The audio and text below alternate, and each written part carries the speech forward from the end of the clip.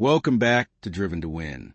Today we continue our full audiobook series, Crime and Punishment by Fyodor Dostoevsky. Let's begin the story. Part 4, Chapter 1. Can this be still a dream?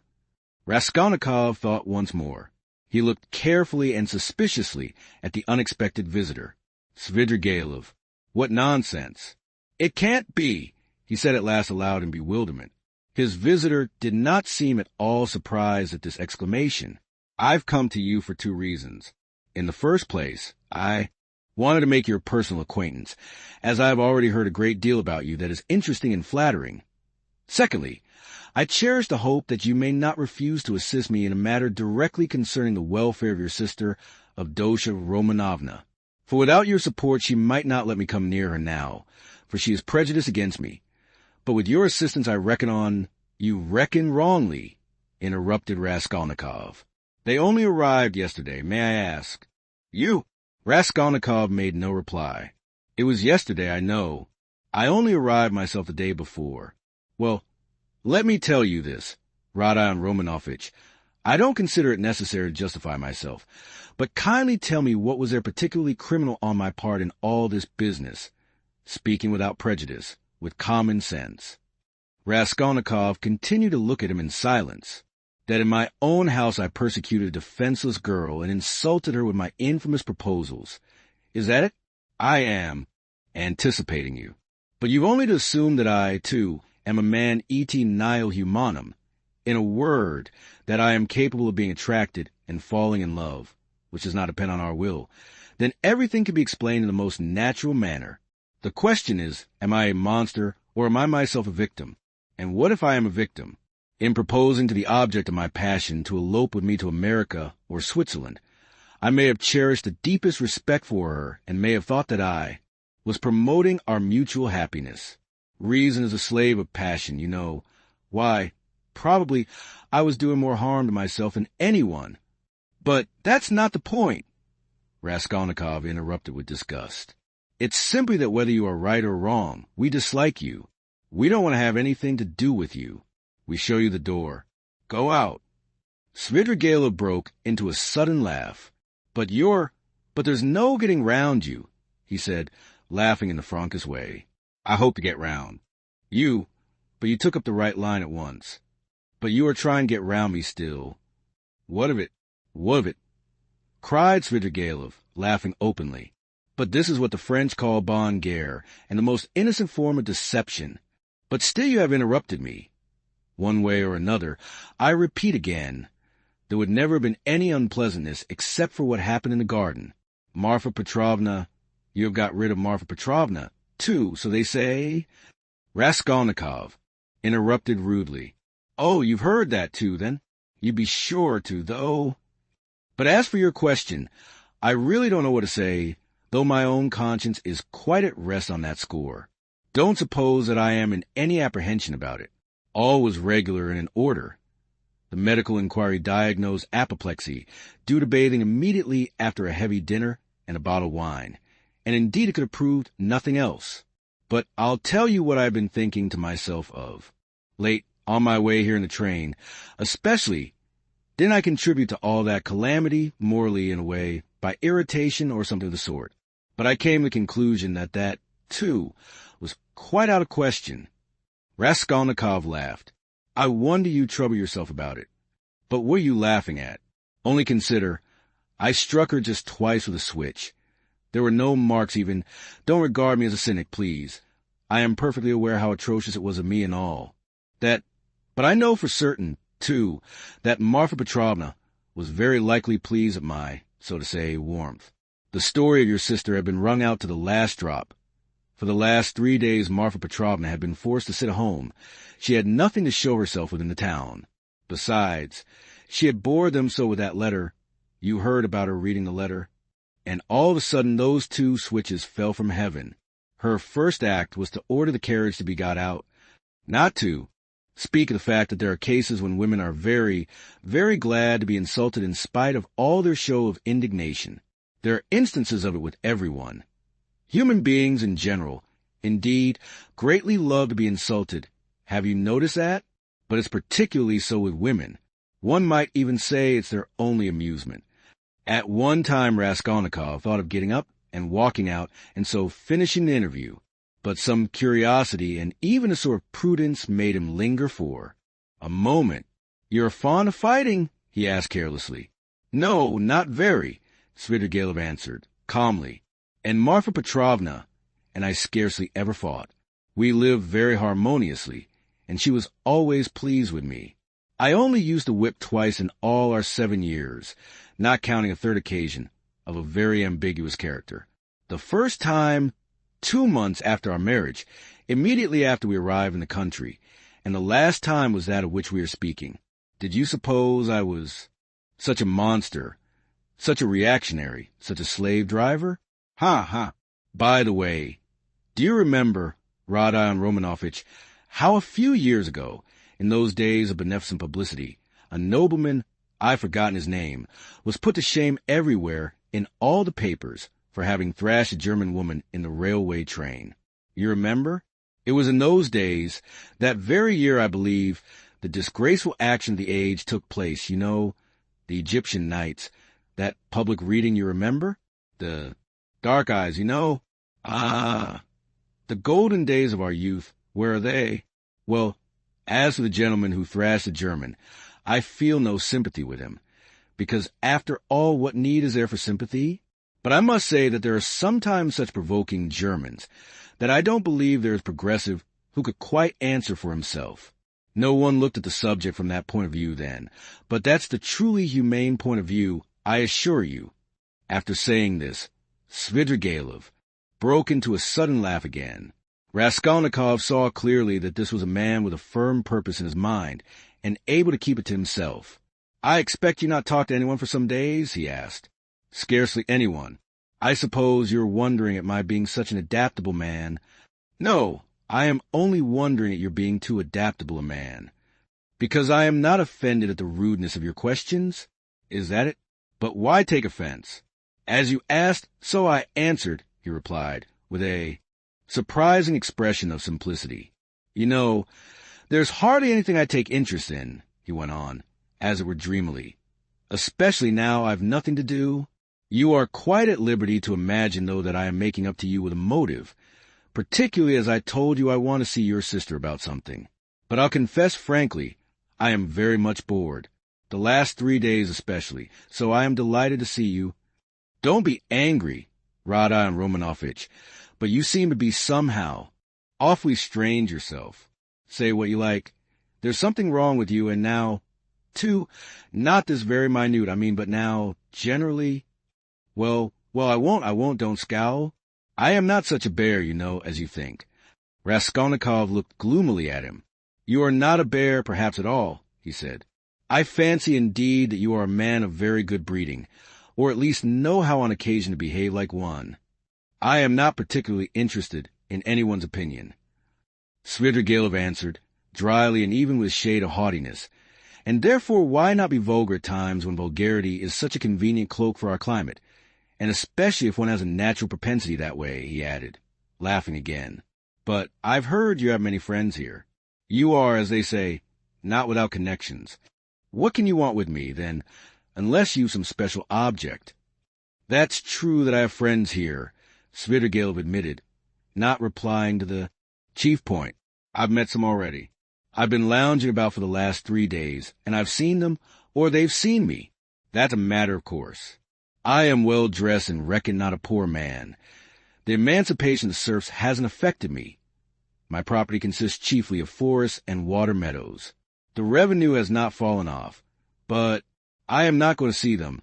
I was sick of them long ago. I've been here 3 days and called on no one. What a town it is! How has it come into existence among us? Tell me that? A town of officials and students of all sorts.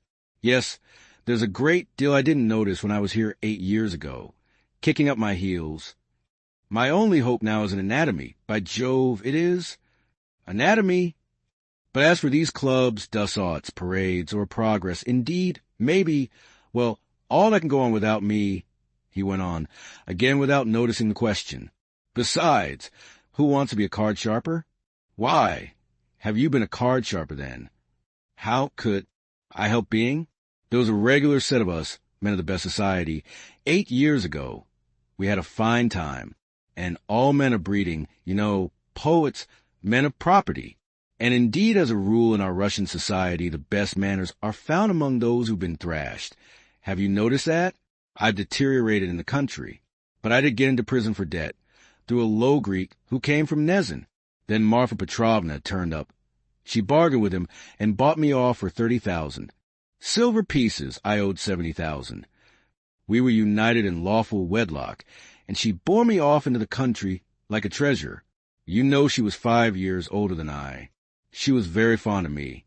For 7 years, I never left the country. And take note that all my life she held a document over me, the IOU for 30,000 rubles. So if I were to elect to be restive about anything, I should be trapped at once. And she would have done it. Women find nothing incompatible in that. If it hadn't been for that, would you have given her the slip? I don't know what to say. It was scarcely the document restrained me. I didn't want to go anywhere else. Marfa Petrovna herself invited me to go abroad. Seeing I was bored, but I've been abroad before and always felt sick there. For no reason but the sunrise, the Bay of Naples, the sea. You look at them and it makes you sad. What's most revolting is that one is really sad. No, it's better home. Here at least one blames others for. Everything and excuses oneself. I should have gone perhaps on an expedition to the North Pole, because J. Levin vies and hate drinking, and there's nothing left but wine. I have tried it, but I say, I've been told Berg is going up in a great balloon next Sunday from the Yusupov garden, and will take up passengers at a fee. Is it true? Why would you go up? No, oh no, muttered Svidrigailov, really seeming to be deep in thought. What does he mean? Is he in earnest? Raskolnikov wondered. No, the document didn't restrain me, Svidrigailov went on meditatively. It was my own doing, not leaving the country, and nearly a year ago Marfa Petrovna gave me back the document on my name day and made me a present of considerable sum of money, too. She had a fortune, you know. You see how I trust you, Arkady Ivanovitch. That was actually her expression. You don't believe she used it? But do you know I manage the estate quite decently? They know me in the neighborhood. I ordered books, too. Marfa Petrovna at first approved, but afterward she was afraid of my overstudying. You seem to be missing Marfa Petrovna very much. Missing her? Perhaps. Really, perhaps I am. And by the way, do you believe in ghosts? What ghosts? Why, ordinary ghosts. Do you believe in them? Perhaps not, pour vous plaire? I wouldn't say no exactly. Do you see them, then? Svidrigailov looked at him rather oddly. Marfa Petrovna is pleased to visit me, he said, twisting his mouth into a strange smile. How do you mean she is pleased to visit you? She has been 3 times. I saw her first on the very day of the funeral, an hour after she was buried. It was the day before I left to come here. The second time was the day before yesterday at daybreak, on the journey at the station of Malaya Vishra, and the third time was 2 hours ago in the room where I am staying. I was alone. Were you awake? Quite awake. I was wide awake every time. She comes, speaks to me for a minute, and goes out at the door, always at the door. I can almost hear her. What made me think that something of the sort must be happening to you? Raskolnikov said suddenly. At the same moment, he was surprised at having said it. He was much excited. What? Did you think so? Svidrigailov asked in astonishment. Did you really? Didn't I say that there was something in common between us? You never said so. Raskolnikov cried sharply and with heat. Didn't I? No. I thought I did. When I came in and saw you lie with your eyes shut, pretending, I said to myself at once, here's the man. What do you mean by the man? What are you talking about? Cried Raskolnikov. What do I mean? I really don't know. Svidrigailov muttered ingenuously, as though he, too, were puzzled. For a minute they were silent. They stared in each other's faces. That's all nonsense. Raskolnikov shouted with vexation. What does she say when she comes to you? Would you believe it, She talks of the silliest trifles, and man is a strange creature. It makes me angry. The first time she came in, I was tired, you know. The funeral service, the funeral ceremony, the lunch afterwards. At last I was left alone in my study. I lighted a cigar and began to think. She came in at the door. "You've been so busy today. Arkady Ivanovitch, you've forgotten to wind the dining room clock," she said. All those 7 years I've wound that clock every week, and if I forgot it, she would always remind me. The next day I set off on my way here. I got out at the station at daybreak. I'd been asleep, tired out, with my eyes half open. I was drinking some coffee. I looked up, and there was suddenly Marfa Petrovna sitting beside me with a pack of cards in her hands. "Shall I tell your fortune for the journey, Arkady Ivanovitch?" She was a great hand at telling fortunes. I shall never forgive myself for not asking her to. I ran away in a fright, and besides, the bell rang. I was sitting today, feeling very heavy after a miserable dinner from a cook shop. I was sitting smoking. All of a sudden, Marfa Petrovna again. She came in very smart in a new green silk dress with a long train. "Good day, Arkady Ivanovitch. How do you like my dress? Aniska can't make like this." Aniska was a dressmaker in the country, one of our former serf girls who had been trained in Moscow, a pretty wench. She stood turning round before me. I looked at the dress, and then I looked carefully, very carefully, at her face. "I wonder you trouble to come to me about such trifles, Marfa Petrovna. Good gracious, you won't let one disturb you about anything." To tease her, I said, "I want to get married, Marfa Petrovna." "That's just like you, Arkady Ivanovitch. It does you very little credit to come looking for a bride when you've hardly buried your wife. And if you could make a good choice at least, but I know it won't be for your happiness or hers. You will only be a laughing-stock to all good people." Then she went out, and her train seemed to rustle. "Isn't it nonsense, eh? But perhaps you are telling lies?" Raskolnikov put in. "I rarely lie," answered Svidrigailov thoughtfully, apparently not noticing the rudeness of the question. "And in the past, have you ever seen ghosts before?" "Why, yes, I have seen them, but only once in my life, 6 years ago. I had a serf, Filka. Just after his burial, I called out forgetting, 'Filka, my pipe!' He came in and went to the cupboard, where my pipes were. I sat still and thought, he is doing it out of revenge, because we had a violent quarrel just before his death. How dare you come in with a hole in your elbow?" I said, "Go away, you scamp."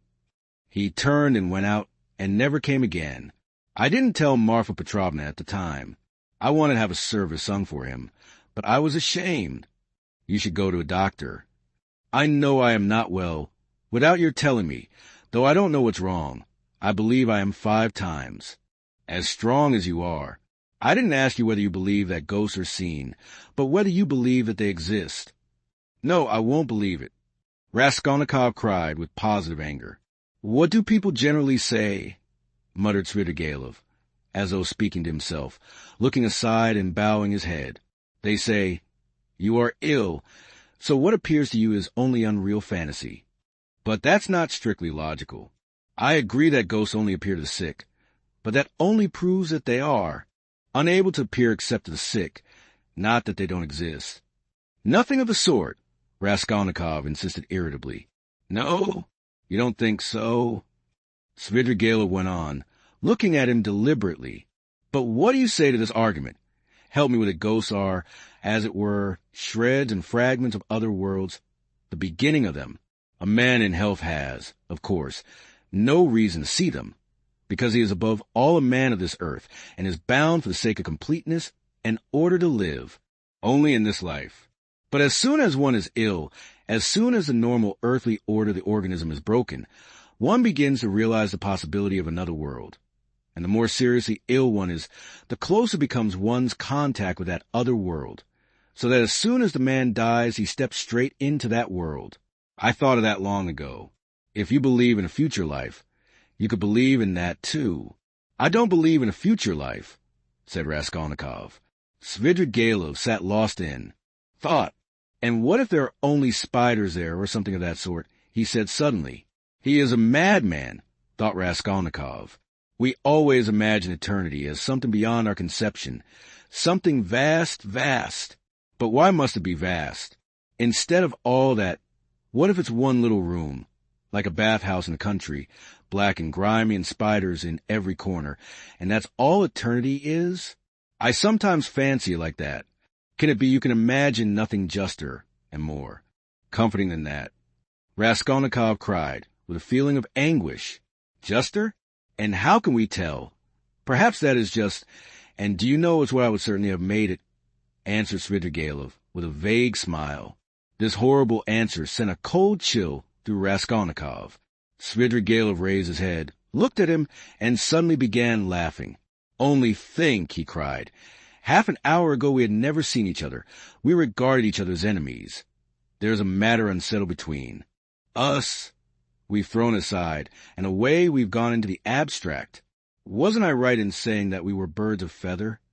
Kindly allow me, Raskolnikov went on irritably, to ask you to explain why you have honored me with your visit. And I am in a hurry. I have no time to waste. I want to go out. By all means. Your sister, Avdotya Romanovna, is going to be married to Mr. Luzin Fyodor Petrovitch. Can you refrain from any question about my sister, and from mentioning her name? I can't understand how you dare utter her name in my presence. If you really are Svidrigailov. Why? But I've come here to speak about her. How can I avoid mentioning her? Very good, speak, but make haste. I am sure that you must have formed your own opinion of this Mr. Luzin, who is a connection of mine through my wife, if you have only seen him for half an hour, or heard any facts about him. He is no match for Avdotya Romanovna. I believe Avdotya Romanovna is sacrificing herself generously and imprudently for the sake of her family. I fancy from all I had heard of you that you would be very glad if the match could be broken off without the sacrifice of worldly advantages. Now I know you personally. I am convinced of it. All this is very naive. Excuse me, I should have said impudent on your part, said Raskolnikov. You mean to say that I am seeking my own ends. Don't be uneasy, Rodion Romanovitch. If I were working for my own advantage, I would not have spoken out so directly. I am not quite a fool. I will confess something psychologically curious about that. Just now, defending my love for Avdotya Romanovna, I said I was myself the victim. Well, let me tell you that I have no feeling of love now, not the slightest, so that I wonder myself indeed, for I really did feel something through idleness and depravity. Raskolnikov put in, I certainly am idle and depraved, but your sister has such qualities that even I could not help being impressed by them. But that's all nonsense, as I see myself now. Have you seen that long? I began to be aware of it before, but was only perfectly sure of it the day before yesterday, almost at the moment I arrived in Petersburg. I still fancied in Moscow, though, that I was coming to try to get Avdotya Romanovna's hand, and to cut out Mr. Luzin. Excuse me for interrupting you. Kindly be brief, and come to the object of your visit. I am in a hurry. I want to go out with the greatest pleasure. On arriving here and determining on a certain journey, I should like to make some necessary preliminary arrangements. I left my children with an aunt. They are well provided for, and they have no need of me personally. And a nice father I should make, too. I have taken nothing but what Marfa Petrovna gave me a year ago. That's enough for me. Excuse me, I am just coming to the point. Before the journey which may come off, I want to settle Mr. Luzin, too. It's not that I detest him so much, but it was through my quarrel with Marfa Petrovna when I learned that she had dished up this marriage. I want now to see Avdotya Romanovna through your mediation, and if you like in your presence, to explain to her that in the first place she will never gain anything but harm from Mr. Luzin. Then, begging her pardon for all past unpleasantness, to make her a present of 10,000 rubles, and so assist a rupture with Mr. Luzin, a rupture to which I believe she is herself not disinclined, if she could see the way to it. You are certainly mad, cried Raskolnikov, not so much angered as astonished. How dare you talk like that? I knew you would scream at me. But in the first place, though I am not rich, this 10,000 rubles is perfectly free. I have absolutely no need for it. If Avdotya Romanovna does not accept it, I shall waste it in some more foolish way. That's the first thing. Secondly, my conscience is perfectly easy. I make the offer with no ulterior motive. You may not believe it, but in the end of Avdotya Romanovna, and you will know. The point is that I did actually cause your sister, whom I greatly respect, some trouble and unpleasantness, and so, sincerely regretting it, I want not to compensate, not to repay her for the unpleasantness, but simply to do something to her advantage, to show that I am not, after all, privileged to do nothing but harm. If there were a million fraction of self-interest in my offer, I should not have made it so openly, and I should not have offered her 10,000 only, when 5 weeks ago I offered her more besides. I may, perhaps, very soon marry a young lady, and that alone ought to prevent suspicion of any design on Avdotya Romanovna. In conclusion, let me say that in marrying Mr. Luzin, she is taking money just the same, only from another man. Don't be angry, Rodion Romanovitch. Think it over coolly and quietly. Svidrigailov himself was exceedingly cool and quiet. As he was saying this, I beg you to say no more, said Raskolnikov. In any case, this is unpardonable impertinence. Not in the least. Then a man may do nothing but harm to his neighbor in this world, and is prevented from doing the tiniest bit of good by trivial conventional formalities. That's absurd. If I die, for instance, and left that sum to your sister in my will, surely she wouldn't refuse it. Very likely she would. Oh, no, indeed. However, if you refuse it, so be it, though 10,000 rubles is a capital thing to have on occasion. In any case, I beg you to repeat what I have said to Avdotya Romanovna. No, I won't. In that case, Rodion Romanovitch, I shall be obliged to try and see her myself and worry her by doing so. And if I do tell her, will you not try to see her? I don't know really what to say. I should like very much to see her once more. Don't hope for it. I'm sorry, but you don't know me. Perhaps we may become better friends. You think we may become friends? And why not? Svidrigailov said, smiling. He stood up and took his hat. I didn't quite intend to disturb you, and I came here without reckoning on it, though I was very much struck by your face this morning. Where did you see me this morning? Raskolnikov asked uneasily. I saw you by chance. I kept fancying there is something about you like me, but don't be uneasy. I am not intrusive. I used to get on all right with card sharpers, and I never bored Prince Sverby, a great personage who is a distant relation of mine, and I could write about Raphael's Madonna in Madame Prilukov's album, and I never left Marfa Petrovna's side for 7 years, and I used to stay the night at Vyazemsky's house in the Haymarket in the old days, and I may go up in a balloon with Berg, perhaps. Oh, all right. Are you starting soon on your travels? May I ask? What travels? Why, on that journey. You spoke of yourself. A journey? Oh, yes, I did speak of a journey. Well, that's a wide subject. If only you knew what you were asking, he added, and gave a sudden loud, short laugh. Perhaps I'll get married instead of the journey. They're making a match for me. Here. Yes. How have you had time for that? But I am very anxious to see Avdotya Romanovna once. I earnestly beg it. Well, goodbye for present. Oh, yes, I have forgotten something. Tell your sister, Rodion Romanovitch, that Marfa Petrovna remembered her in her will and left her 3,000. Rubles. That's absolutely certain. Marfa Petrovna arranged it a week before her death, and it was done in my presence. Avdotya Romanovna will be able to receive the money in 2 or 3 weeks. Are you telling the truth? Yes, tell her. Well, your servant. I am staying very near you. As he went out, Svidrigailov ran up against Razumihin in the doorway. Chapter 2. It was nearly 8 o'clock. The 2 young men hurried to Bakayev's to arrive before Luzin. Why, who is that? Asked Razumihin, as soon as they were in the street. It was Svidrigailov, that landowner in whose house my sister was insulted when she was their governess. Through his persecuting her with his attentions, she was turned out by his wife, Marfa Petrovna. This Marfa Petrovna begged Dunia's forgiveness afterwards, and she's just died suddenly. It was of her we were talking this morning. I don't know why I'm afraid of that man. He came here at once after his wife's funeral. He is very strange, and is determined on doing something. We must guard Dunya from him. That's what I wanted to tell you, do you hear? Guard her. What can he do to harm Avdotya Romanovna? Thank you, Rhodia, for speaking to me like that. We will guard her. Where does he live? I don't know. Why didn't you ask? What a pity. I'll find out, though.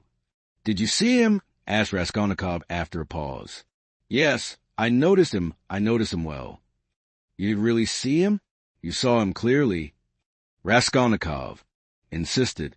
Yes, I remember him perfectly. I should know him 1,000. I have a good memory for faces. They were silent again. H.M. That's all right, muttered Raskolnikov. Do you know, I keep thinking that it may have been an hallucination. What do you mean? I don't understand you. Well, you all say, Raskolnikov went on, twisting his mouth into a smile, that I am mad. I thought just now that perhaps I really am mad, and have only seen a phantom. What do you mean? Why, who can tell? Perhaps I am really mad, and perhaps everything that happened all these days may be only imagination. Rhodia, you've been upset again. But what did he say? What did he come for? Raskolnikov did not answer. Razumihin thought a minute. Now let me tell you my story, he began. I came to you, you were asleep. Then we had dinner. And then I went to Porfiry's. Zametov was still with him. I tried to begin, but it was no use. I couldn't speak in the right way. They don't seem to understand and can't understand, but are not a bit ashamed. I drew Porfiry to the window and began talking to him, but it was still no use. He looked away and I looked away. At last I shook my fist in his ugly face and told him as a cousin I'd brain him. He merely looked at me. I cursed and came away. That was all. It was very stupid. To Zametov I didn't say a word.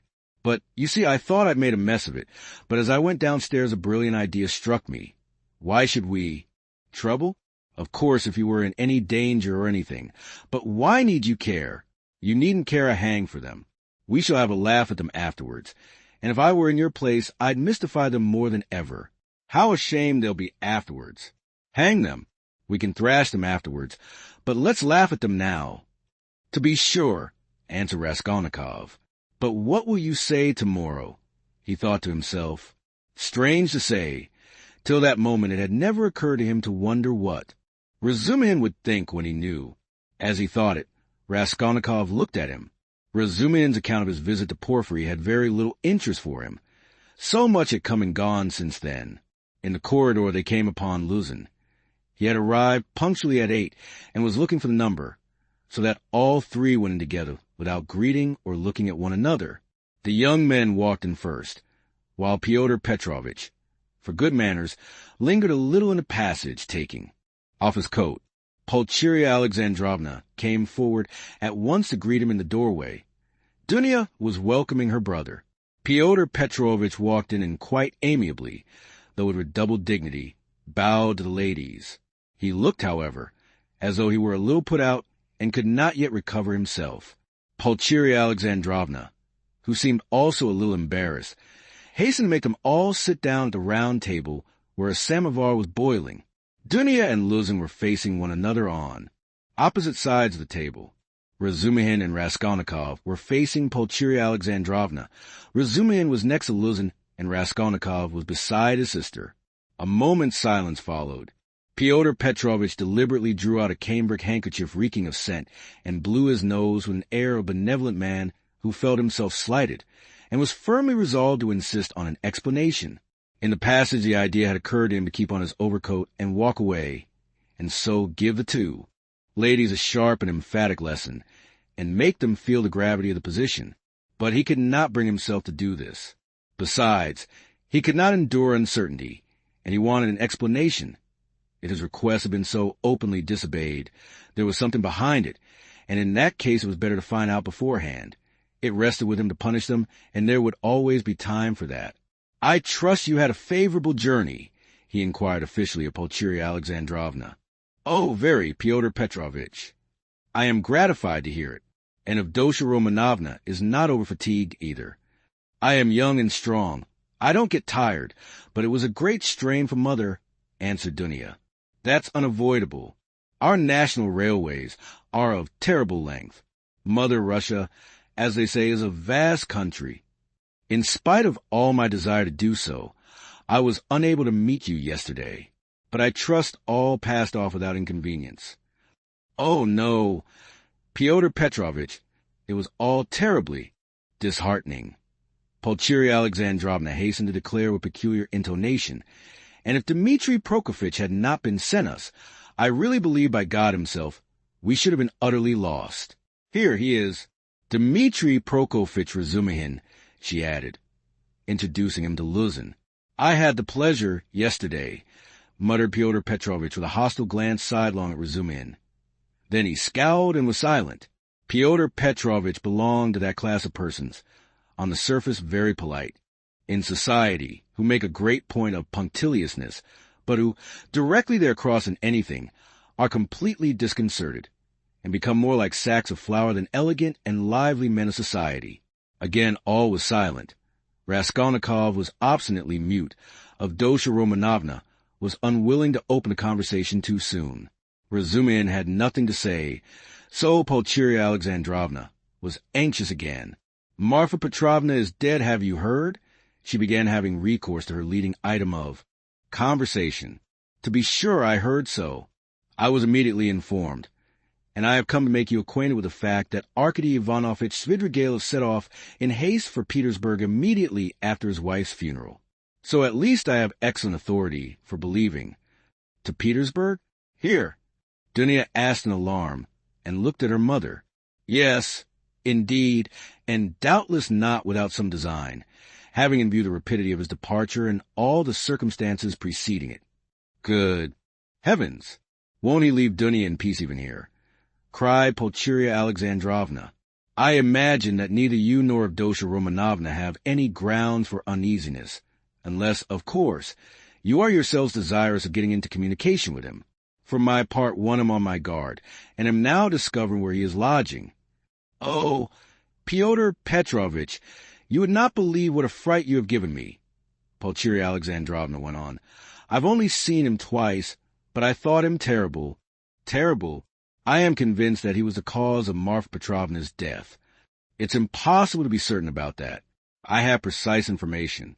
I do not dispute that he may have contributed to accelerate the course of events by the moral influence, so to say, of the affront.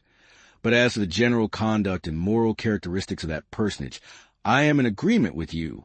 I do not know whether he is well off now, and precisely what Marfa Petrovna left him. This will be known to me within a very short period, but no doubt here in Petersburg. If he has any pecuniary resources, he will relapse at once into his old ways. He is the most depraved and abjectly vicious specimen of that class of men. I have considerable reason to believe that Marfa Petrovna, who was so unfortunate as to fall in love with him and to pay his debts 8 years ago, was of service to him also in another way, solely by her exertions and sacrifices, a criminal charge involving an element of fantastic and homicidal brutality for which he might well have been sentenced to Siberia, was hushed up. That's the sort of man he is. If you care to know— Good heavens! Cried Pulcheria Alexandrovna. Raskolnikov listened attentively. Are you speaking the truth when you say that you have good evidence of this? Dunya asked sternly and emphatically. I only repeat what I was told in secret by Marfa Petrovna. I must observe that from the legal point of view the case was far from clear. There was, and I believe still is, living here a woman called Reslich, a foreigner, who lent small sums of money at interest and did other commissions, and with this woman Svidrigailov had for a long while close and mysterious relations. She had a relation, a niece, I believe, living with her, a deaf and dumb girl of 15, or perhaps not more than 14. Reslich hated this girl, and grudged her every crust. She used to beat her mercilessly. One day the girl was found hanging in the garret. At the inquest, a verdict was suicide. After the usual proceedings, the matter ended. But later on, information was given that the child had been cruelly outraged by Svidrigailov. It is true, this was not clearly established, The information was given by another German woman of loose character whose word could not be trusted. No statement was actually made to police, thanks to Marfa Petrovna's money and exertions. It did not get beyond gossip. And yet, the story is a very significant one. You heard, no doubt, of Dosha Romanovna. When you were with him, the story of the servant Philip who died of ill treatment he received 6 years ago, before the abolition of serfdom. I heard, on the contrary, that this Philip hanged himself. Quite so. But what drove him, or rather perhaps disposed him, to suicide was the systematic persecution and severity of Mr. Svidrigailov. I don't know that, answered Dunya, dryly. I only heard a queer story that Philip was a sort of hypochondriac, a sort of domestic philosopher. The servants used to say he read himself silly, and that he hanged himself partly on account of Mr. Svidrigailov's mockery of him and not his blows. When I was there, he behaved well to the servants, and they were actually fond of him, though they certainly did blame him for Philip's death. I perceive, of Dosha Romanovna, that you seem disposed to undertake his defense all of a sudden, Luzin observed, twisting his lips into an ambiguous smile. There's no doubt that he is an astute man, and insinuating where ladies are concerned, of which Marfa Petrovna, who has died so strangely, is a terrible instance. My only desire has been to be of service to you and your mother with my advice, in view of the renewed efforts which may certainly be anticipated from him. For my part, it's my firm conviction that he will end in a debtor's prison again. Marfa Petrovna had not the slightest intention of settling anything substantial on him, having regard for his children's interests, and, if she left him anything, it would only be the merest sufficiency, something insignificant and ephemeral, which would not last a year for a man of his habits. Fyodor Petrovitch, I beg you, said Dunya, say no more of Mr. Svidrigailov. It makes me miserable. He has just been to see me, said Raskolnikov, breaking his silence for the first time. There were exclamations from all, and they all turned to him. Even Fyodor Petrovitch was roused. An hour and a half ago, he came in when I was asleep, waked me, and introduced himself. Raskolnikov continued. He was fairly cheerful and at ease, and quite hopes that we should become friends. He is particularly anxious, by the way, Dunya, for an interview with you, at which he asked me to assist. He has a proposition to make to you, and he told me about it. He told me, too, that a week before her death, Marfa Petrovna left you 3,000 rubles in her will, Dunya, and that you can receive the money very shortly. Thank God! Cried Pulcheria Alexandrovna, crossing herself. Pray for her soul, Dunya. It's a fact, broke from Luzin. Tell us, what more? Dunya urged Raskolnikov. Then he said that he wasn't rich and all this estate was left to his children who are now with an aunt, then that he was staying somewhere not far from me. But where, I don't know, I didn't ask. But what does he want proposed to Dunya? Cried Pulcheria Alexandrovna, in a fright. Did he tell you? Yes. What was it? I'll tell you afterwards. Raskolnikov ceased speaking, and turned his attention to his tea. Fyodor Petrovitch looked at his watch. I am compelled to keep a business engagement, and so I shall not be in your way, he added with an air of some pique, and he began getting up. Don't go. Fyodor Petrovitch, said Dunya. You intended to spend the evening. Besides, you wrote yourself that you wanted to have an explanation with Mother. Precisely so, of Dosha Romanovna, Fyodor Petrovitch answered impressively, sitting down again, but still holding his hat. I certainly desired an explanation with you and your honored mother upon a very important point indeed.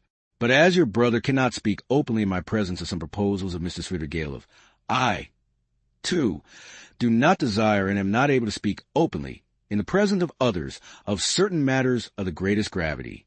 Moreover, my most weighty and urgent request has been disregarded. Assuming an aggrieved air, Luzin relapsed into dignified silence. Your request that my brother should not be present at our meeting was disregarded solely at my insistence, said Dunya. You wrote that you had been insulted by my brother. I think that this must be explained at once, and you must be reconciled. And if Rodia really has insulted you, then he should and will apologize. Fyodor Petrovitch took a stronger line. There are insults of Dosha Romanovna, which no goodwill can make us forget. There is a line in everything which it is dangerous to overstep, and when it has been overstepped, there is no return. That wasn't what I was speaking of exactly. Fyodor Petrovitch, Dunya interrupted with some impatience. Please understand that our whole future depends now on whether all this is explained and set right as soon as possible. I tell you frankly at the start that I cannot look at it in any other light. And if you have the least regard for me, all this business must be ended today. However hard that may be, I repeat that if my brother is to blame, he will ask your forgiveness. I am surprised that you're putting the question like that, said Luzin, getting more and more irritated. Esteeming, and so to say, adoring you, I may at the same time, very well indeed, be able to dislike some member of your family. Though I lay claim to the happiness of your hand, I cannot accept duties incompatible with— don't be so ready to take offense, Fyodor Petrovitch, Dunya interrupted with feeling, and be the sensible and generous man I have always considered and wish to consider you to be. I've given you a great promise. I am your betrothed. Trust me in this matter, and believe me, I shall be capable of judging impartially. My assuming the part of judge is as much a surprise for my brother as for you. When I insisted on his coming to our interview today after your letter, I told him nothing of what I meant to do.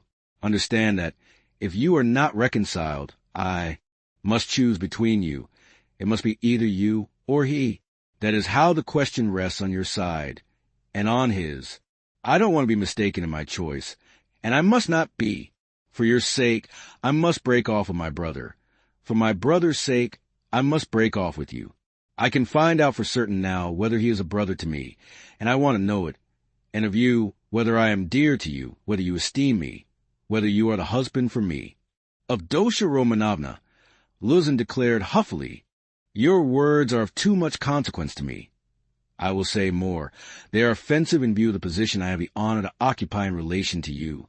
To say nothing of your strange and offensive setting me on a level with an impertinent boy, you admit the possibility of breaking your promise to me. You say you or he, showing thereby of how little consequence I am in your eyes. I cannot let this pass considering the relationship and the obligations existing between us. What? Cried Dunya, flushing. I set your interest beside all that has hitherto been most precious in my life, what has made up the whole of my life, and here you are offended at my making too little account of you. Raskolnikov smiled sarcastically, Razumihin fidgeted, but Fyodor Petrovitch did not accept the reproof. On the contrary, at every word he became more persistent and irritable, as though he relished it.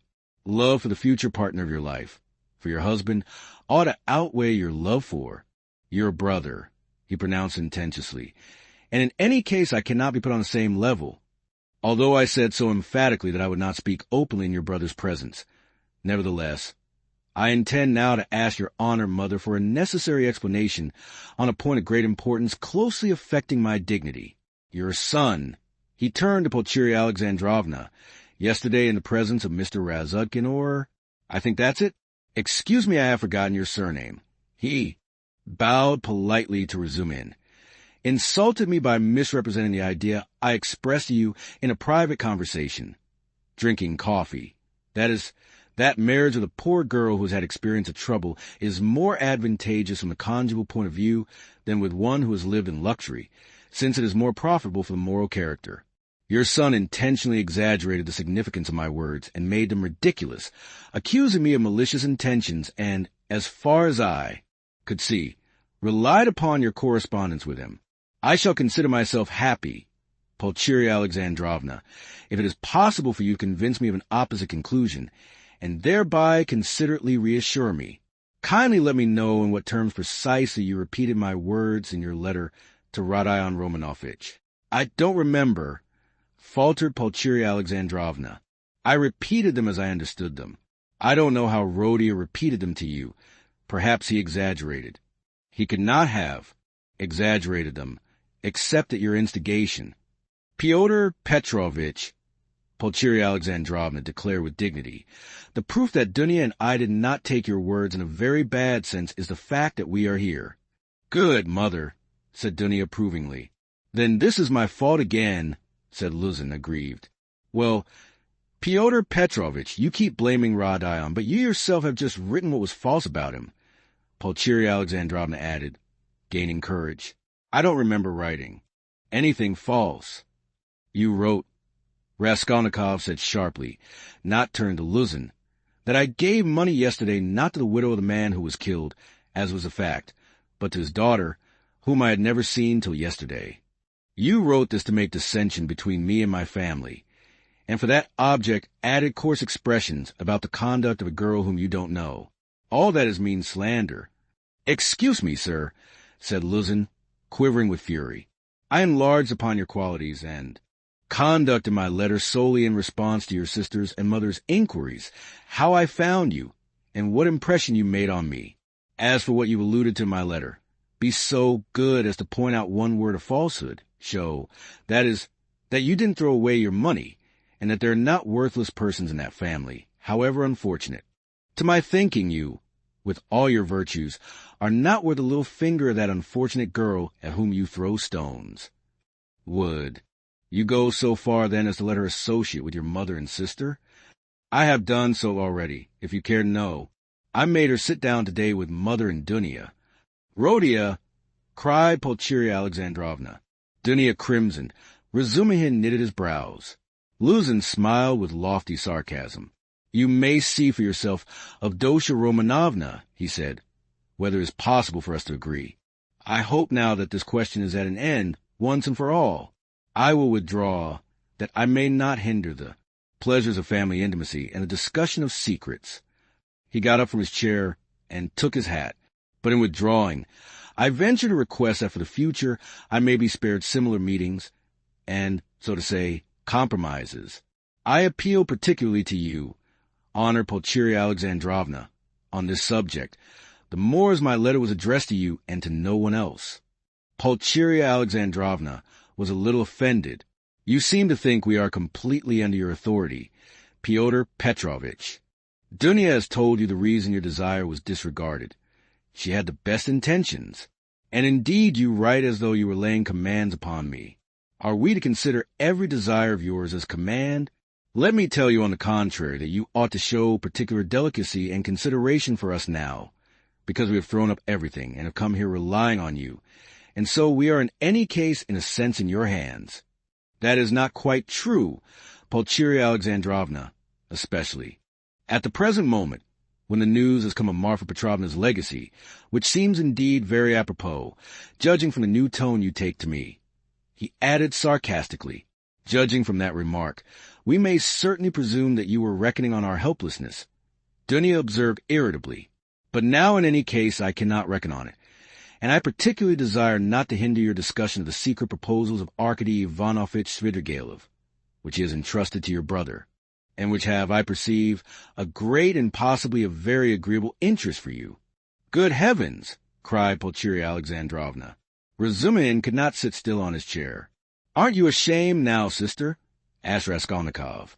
I am ashamed, Rodia, said Dunya.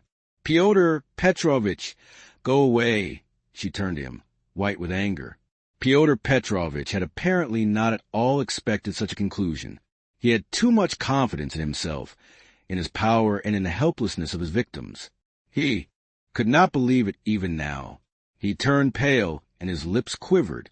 Avdotya Romanovna, if I go out of this door now, after such a dismissal, then you may reckon on it I will never come back. Consider what you are doing. My word is not to be shaken.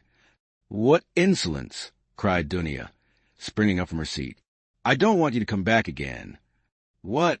So that's how it stands, cried Luzin, utterly unable to the last moment to believe in a rupture, and so completely thrown out of his. Reckoning now. So that's how it stands. But do you know, Avdotya Romanovna, that I might protest? What right have you to speak to her like that? Pulcheria Alexandrovna intervened hotly. And what can you protest about? What rights have you? Am I to give my Dunya to a man like you? Go away. Leave us altogether. We are to blame for having agreed to a wrong action, and I above all. But you have bound me, Pulcheria Alexandrovna. Luzin stormed in a frenzy by your promise, and now you deny it, and besides, I have been let on account of that into expenses. This last complaint was so characteristic of Pyotr Petrovitch that Raskolnikov, pale with anger and with the effort restraining it, could not help breaking into laughter. But Pulcheria Alexandrovna was furious. Expenses? What expenses? Are you speaking of our trunk? But the conductor brought it for nothing for you. Mercy on us! We have bound you. What are you thinking about, Pyotr Petrovitch? It was you bound. Us hand and foot, not we. Enough, mother. No more, please, Avdotya Romanovna implored. Pyotr Petrovitch, to be kind and go. I am going, but one last word, he said, quite unable to control himself. Your mamma seems to have entirely forgotten that I made up my mind to take you, so to speak, after the gossip of the town had spread all over the district in regard to your reputation. Disregarding public opinion for your sake, and reinstating your reputation, I certainly might very well reckon on a fitting return, and might indeed look for gratitude on your part. And my eyes have only now been opened. I see myself that I may have acted very, very recklessly in disregarding the universal verdict. Does the fellow want his head smashed? Cried Razumihin, jumping up. You are a mean and spiteful man, cried Dunya. Not a word, not a movement, cried Raskolnikov, holding Razumihin back. Then going close up to Luzhin, kindly leave the room, he said quietly and distinctly, and not a word more, or... Pyotr Petrovitch gazed at him for some seconds with a pale face that worked with anger. Then he turned, went out, and rarely has any man carried away in his heart such vindictive hatred as he felt against Raskolnikov. Him, and him alone, he blamed for everything. It is noteworthy that as he went downstairs, he still imagined that his case was perhaps not utterly lost, and that, so far as the ladies were concerned, all might very well indeed be set right again. Chapter 3. The fact was that up to the last moment he had never expected such an ending. He had been overbearing to the last degree, never dreaming that two destitute and defenseless women could escape from his control. This conviction was strengthened by his vanity and conceit, a conceit to the point of fatuity. Pyotr Petrovitch, who had made his way up from insignificance, was morbidly given to self-admiration, had the highest opinion of his intelligence and capacities, and sometimes even gloated in solitude over his image in the glass. But what he loved and valued above all was the money he had amassed by his labor and by all sorts of devices. That money made him the equal of all who had been his superiors. When he had bitterly reminded Dunya that he had decided to take her in spite of evil report, Pyotr Petrovitch had spoken with perfect sincerity and had, indeed, felt genuinely indignant at such black ingratitude. And yet, when he made Dunya's offer, he was fully aware of the groundlessness of all the gossip. The story had been everywhere contradicted by Marfa Petrovna, and was by then disbelieved by all the townspeople, who were warm in Dunya's defense. And he would not have denied that he knew all that at the time. Yet he still thought highly of his own resolution in lifting Dunya to his level, and regarded it as something heroic. In speaking of it to Dunya, he had let out the secret feeling he cherished and admired, and he could not understand that others should fail to admire it too. He had called on Raskolnikov with the feelings of a benefactor who was about to reap the fruits of his good deeds, and to hear agreeable flattery. And as he went downstairs now, he considered himself most undeservedly injured and unrecognized. Dunya was simply essential to him. To do without her was unthinkable. For many years he had had voluptuous dreams of marriage, but he had gone on waiting and amassing money. He brooded with relish, in profound secret, over the image of a girl, virtuous, poor, she must be poor, very young, very pretty, of good birth and education, very timid, one who had suffered much and was completely humble before him, one who would all her life look on him as her savior, worship him, admire him, and only him. How many scenes, how many amorous episodes he had imagined on this seductive and playful theme. When his work was over, and behold, the dream of so many years was all but realized. The beauty and education of Avdotya Romanovna had impressed him. Her helpless position had been a great allurement. In her he had found even more than he dreamed of. Here was a girl of pride, character, virtue, of education, and breeding superior to his own, he felt that. And this creature would be slavishly grateful all her life for his heroic condescension, and will humble herself in the dust before him. and he would have absolute, unbounded power over her. Not long before he had, too, after long reflection and hesitation, made an important change in his career, and was now entering on a wider circle of business. With this change, his cherished dreams of rising into a higher class of society seemed likely to be realized. He was, in fact, determined to try his fortune in Petersburg. He knew that women could do a very great deal. The fascination of a charming, virtuous, highly educated woman might make his way easier, might do wonders in attracting people to him. Throwing an aureole round him, and now everything was in ruins. This sudden horrible rupture affected him like a clap of thunder. It was like a hideous joke and absurdity. He had only been a tiny bit masterful, had not even time to speak out, had simply made a joke, been carried away, and it had ended so seriously. And of course, too, he did love Dunya in his own way. He already possessed her in his dreams, and all at once. No, the next day, the very next day, it must all be set right, smoothed over, settled. Above all, he must crush that conceited milksop who was the cause of it all. With a sick feeling, he could not help recalling Razumin too, but he soon reassured himself on that score, as though a fellow like that could be put on a level with him. The man he really dreaded in earnest was Fyodor. He had, in short, a great deal to tend to. "No, I am more to blame than anyone," said Dunya, kissing and embracing her mother. "I was tempted by his money, but on my honor, brother, I had no idea he was such a base man. If I had seen through him before, nothing would have tempted me. Don't blame me, brother. God has delivered us. God has delivered us," Pulcheria Alexandrovna muttered, but half consciously, as though scarcely able to realize what had happened. They were all relieved, and in 5 minutes they were laughing. Only now and then Dunya turned white and frowned, remembering what had passed. Pulcheria Alexandrovna was surprised to find that she, too, was glad. She had only that morning thought rupture with Luzin a terrible misfortune. Razumihin was delighted. He did not yet dare to express his joy fully, but he was in a fever of excitement as though a ton weight had fallen off his heart. Now he had the right to devote his life to them, to serve them. Anything might happen now, but he felt afraid to think of further possibilities, and dared not let his imagination range. But Raskolnikov sat still in the same place, almost sullen and indifferent, though he had been the most insistent on getting rid of Luzin. He seemed now the least concerned at what had happened. Dunya could not help thinking that he was still angry with her, and Pulcheria Alexandrovna watched him timidly. "What did Svidrigailov say to you?" said Dunya, approaching him. "Yes, yes," cried Pulcheria Alexandrovna. Raskolnikov raised his head. "He wants to make you a present of 10,000 rubles, and he desires to see you once in my presence." "See her? On no account," cried Pulcheria Alexandrovna. "And how dare he offer her money?" Then Raskolnikov repeated, rather dryly, his conversation with Svidrigailov, omitting his account of the ghostly visitations of Marfa Petrovna, wishing to avoid all unnecessary talk. "What answer did you give him?"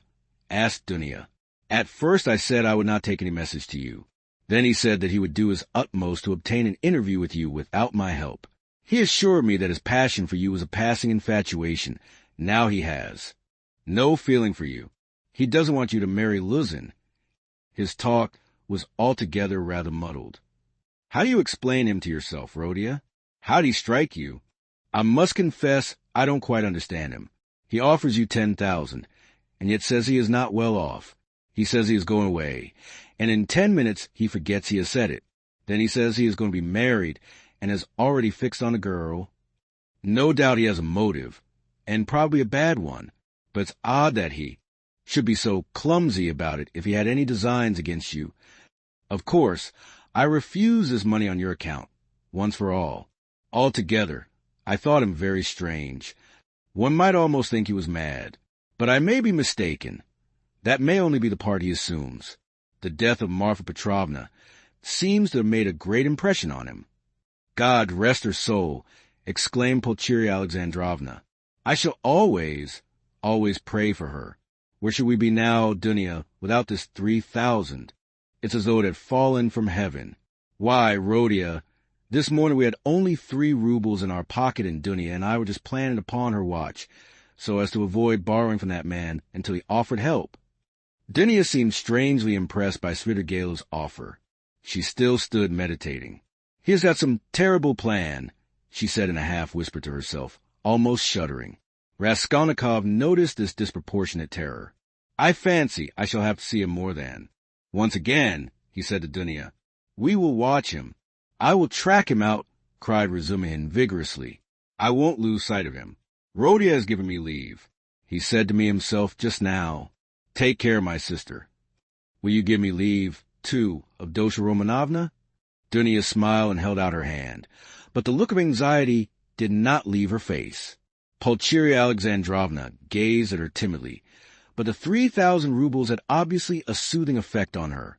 A quarter of an hour later, they were all engaged in a lively conversation. Even Raskolnikov listened attentively for some time, though he did not talk. Razumihin was the speaker. "And why? Why should you go away?" He flowed on ecstatically. "And what are you to do in a little town? The great thing is, you are all here together and you need one another. You do need one another, believe me. For a time, anyway. Take me into partnership, and I assure you will plan a capital enterprise. Listen, I'll explain it all in detail to you, the whole project. It all flashed into my head this morning, before anything had happened. I tell you what, I have an uncle. I must introduce him to you, a most accommodating and respectable old man. This uncle has got a capital of 1,000 rubles, and he lives on his pension and has no need of that money. For the last 2 years he has been bothering me to borrow it from him and pay him 6% interest. I know what that means. He simply wants to help me. Last year I had no need of it, but this year I resolved to borrow it as soon as he arrived. Then you lend me another 1,000 of your 3, and we have enough for a start. So we'll go into partnership. And what are we going to do?" Then Razumihin began to unfold his project, and he explained at length that almost all our publishers and booksellers know nothing at all what they are selling, and for that reason they are usually bad publishers, and that any decent publications pay as a rule and give a profit, sometimes a considerable one.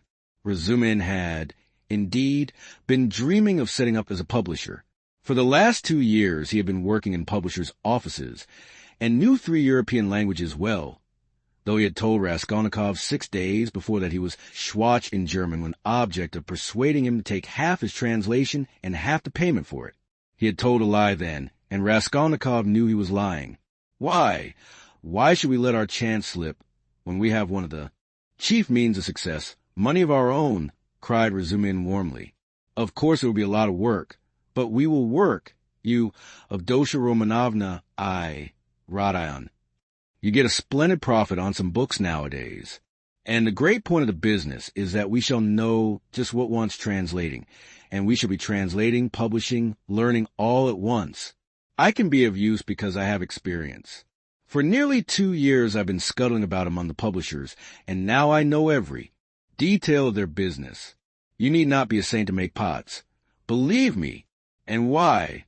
Why should we let our chance slip? Why, I know, and I kept the secret. 2 or 3 books which one might get 100 rubles simply for thinking of translating and publishing. Indeed, and I would not take 500 for the very idea of one of them. And what do you think? If I would tell a publisher, I dare say he'd hesitate. They are such blockheads. And as for the business side, printing, paper, selling, you trust in me, I know my way about. We'll begin in a small way and go on to a large. In any case, it will get us our living, and we shall get back our capital. Dunya's eyes shone. I like what you are saying, Dmitri Prokofitch, she said. I know nothing about it, of course, put in Pulcheria Alexandrovna. It may be a good idea, but again God knows. It's new and untried. Of course, we must remain here at least for a time. She looked at Rodya. What do you think, brother? Said Dunya. I think he's got a very good idea, he answered. Of course, it's too soon to dream of a publishing firm, but we certainly might bring out 5 or 6 books and be sure of success. I know of one book myself, which would be sure to go well. And as for his being able to manage it, there's no doubt about that either. He knows the business. but we can talk it over later." "Hurrah!" cried Razumihin. "Now, stay. There's a flat here in this house, belonging to the same owner. It's a special flat. Apart, not communicating with these lodgings. It's furnished, rent moderate, 3 rooms. Suppose you take them to begin with. I'll pawn your watch tomorrow and bring you the money, and everything can be arranged then. You can all 3 live together, and Rhodia will be with you. But where are you off to, Rhodia?" "What? Rhodia, you're go already?" Pulcheria Alexandrovna asked in dismay. "At such a minute?" cried Razumihin. Dunya looked at her brother with incredulous wonder. He held his cap in his hand. He was preparing to leave them. "One would think you were burying me or saying goodbye forever," he said somewhat oddly. He attempted a smile, but it did not turn out a smile. "But who knows? Perhaps it is the last time we shall see each other." He let slip accidentally. It was what he was thinking, and it somehow was uttered aloud. "What is the matter with you?" cried his mother. "Where are you going, Rhodia?" asked Dunya rather strangely. "Oh, I'm quite obliged to," he answered vaguely, as though hesitating what he would say. But there was a look of sharp determination in his white face. "I meant to say, as I was coming here, I meant to tell you, Mother, and you, Dunya, that it would be better for us to part for a time. I feel ill. I am not at peace. I will come afterwards. I will come myself, when it's possible. I remember you and love you. Leave me alone. I decided this even before. I'm absolutely resolved on it. Whatever may. Come to me, whether I come to ruin or not. I want to be alone. Forget me altogether. It's better. Don't inquire about me. When I can, I'll come of myself, or I'll send for you. Perhaps it will all come back. But now if you love me, give me up, else I shall begin to hate you. I feel it. Goodbye." "Good God!" cried Pulcheria Alexandrovna. Both his mother and his sister were terribly alarmed. Razumihin was also. "Rhodia, Rhodia, be reconciled with us. Let us be as before," cried his poor mother. He turned slowly to the door and slowly went out of the room. Dunya overtook him. "Brother, what are you doing to Mother?" she whispered, her eyes flashing with indignation. He looked dully at her. "No matter, I shall come." "I'm coming," he muttered in an undertone, as though not fully conscious of what he was saying, and he went out of the room. "Wicked, heartless egoist," cried Dunya. "He is insane, but not heartless. He is mad. Don't you see it? You're heartless after that." Razumihin whispered in her ear, squeezing her hand tightly. "I shall be back directly," he shouted to the horror-stricken mother, and he ran out of the room. Raskolnikov was waiting for him at the end of the passage. "I knew you would run after me," he said. "Go back to them. Be with them tomorrow and always. Perhaps I shall come, if I can. Goodbye." And without holding out his hand, he walked away. "But where are you going? What are you doing? What's the matter with you? How can you go on like this?" Razumihin muttered at his wit's end. Raskolnikov stopped once more. "Once for all, never ask me about anything. I have nothing to tell you. Don't come to see me. Maybe I'll come here. Leave me, but don't leave them. Do you understand me?" It was dark in the corridor. They were standing near the lamp. For a minute they were looking at one another in silence. Razumihin remembered that minute all his life. Raskolnikov's burning and intent eyes grew more, penetrating every moment, piercing into his soul, into his consciousness. Suddenly Razumihin started. Something strange, as it were, passed between them. Some idea, some hint, as it were, slipped. Something awful, hideous, and suddenly understood on both sides. Razumihin turned pale. "Do you understand now?" said Raskolnikov, his face twitching nervously. "Go back. Go to them," he said suddenly, and turning quickly, he went out of the house. I will not attempt to describe how Razumihin went back to the ladies, how he soothed them, how he protested that Rhodia needed rest in his illness, protested that Rhodia was sure to come, that he would come every day, that he was very, very much upset, that he must not be irritated, that he, Razumihin, would watch over him, would get him a doctor, the best doctor, a consultation. In fact, from that evening, Razumihin took his place with them as a son and a brother. Chapter 4. Raskolnikov went straight to the house on the canal bank, where Sonya lived. It was an old green house of 3 stories. He found the porter and obtained from him vague directions as to the whereabouts of Kapernaumov, the tailor. Having found the corner of the courtyard the entrance to the dark and narrow staircase, he mounted to the 2nd floor and came out into a gallery that ran round the whole 2nd story over the yard.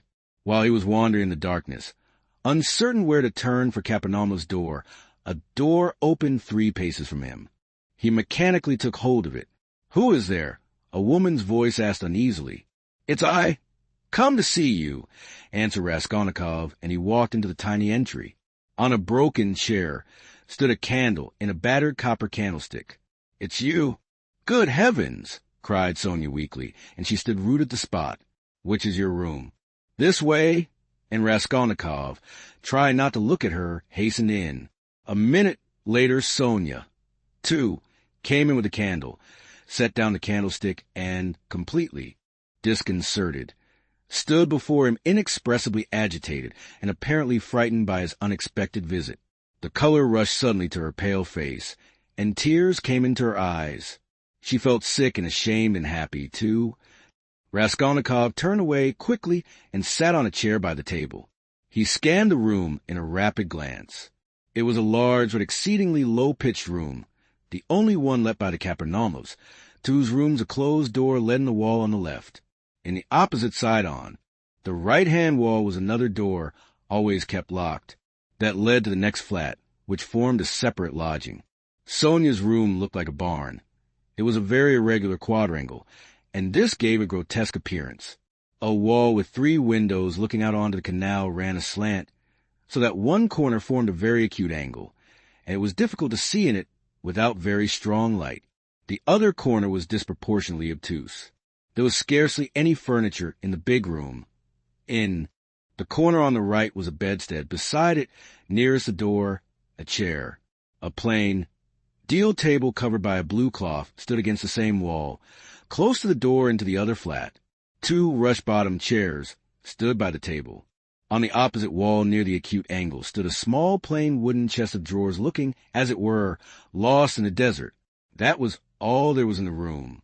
The yellow, scratched and shabby wallpaper was black in the corners. It must have been damp and full of fumes in the winter. There was every sign of poverty. Even the bedstead had no curtain. Sonya looked in silence at her visitor, who was so attentively and unceremoniously scrutinizing her room, and even began at last to tremble with terror, as though she was standing before her judge and the arbiter of her destinies. "I am late." "It's 11, isn't it?" he asked, still not lifting his eyes. "Yes," muttered Sonya. "Oh, yes, it is," she added hastily, as though in that lay her means of escape. "My landlady's clock has just struck. I heard it myself." "I've come to you for the last time," Raskolnikov went on gloomily, although this was the first time. "I may perhaps not see you again. Are you going away?" "I don't know. Tomorrow." "Then you are not coming to Katerina Ivanovna tomorrow?" Sonia's voice shook. "I don't know. I shall know tomorrow morning." "Never mind that. I've come to say one word." He raised his brooding eyes to her, and suddenly noticed that he was sitting down while she was all the while standing before him. "Why are you standing?" "Sit down," he said in a changed voice, gentle and friendly. She sat down. He looked kindly and almost compassionately at her. "How thin you are! What a hand! Quite transparent, like a dead hand." He took her hand. Sonya smiled faintly. "I have always been like that," she said. "Even when you lived at home?" "Yes." "Of course you were," he added abruptly, and the expression of his face and the sound of his voice changed again suddenly. He looked round him once more. "You rent this room from the Kapernaumovs?" "Yes." "They live there, through that door?" "Yes." "They have another room like this?" "All in one room?" "Yes." "I should be afraid in your room at night," he observed gloomily.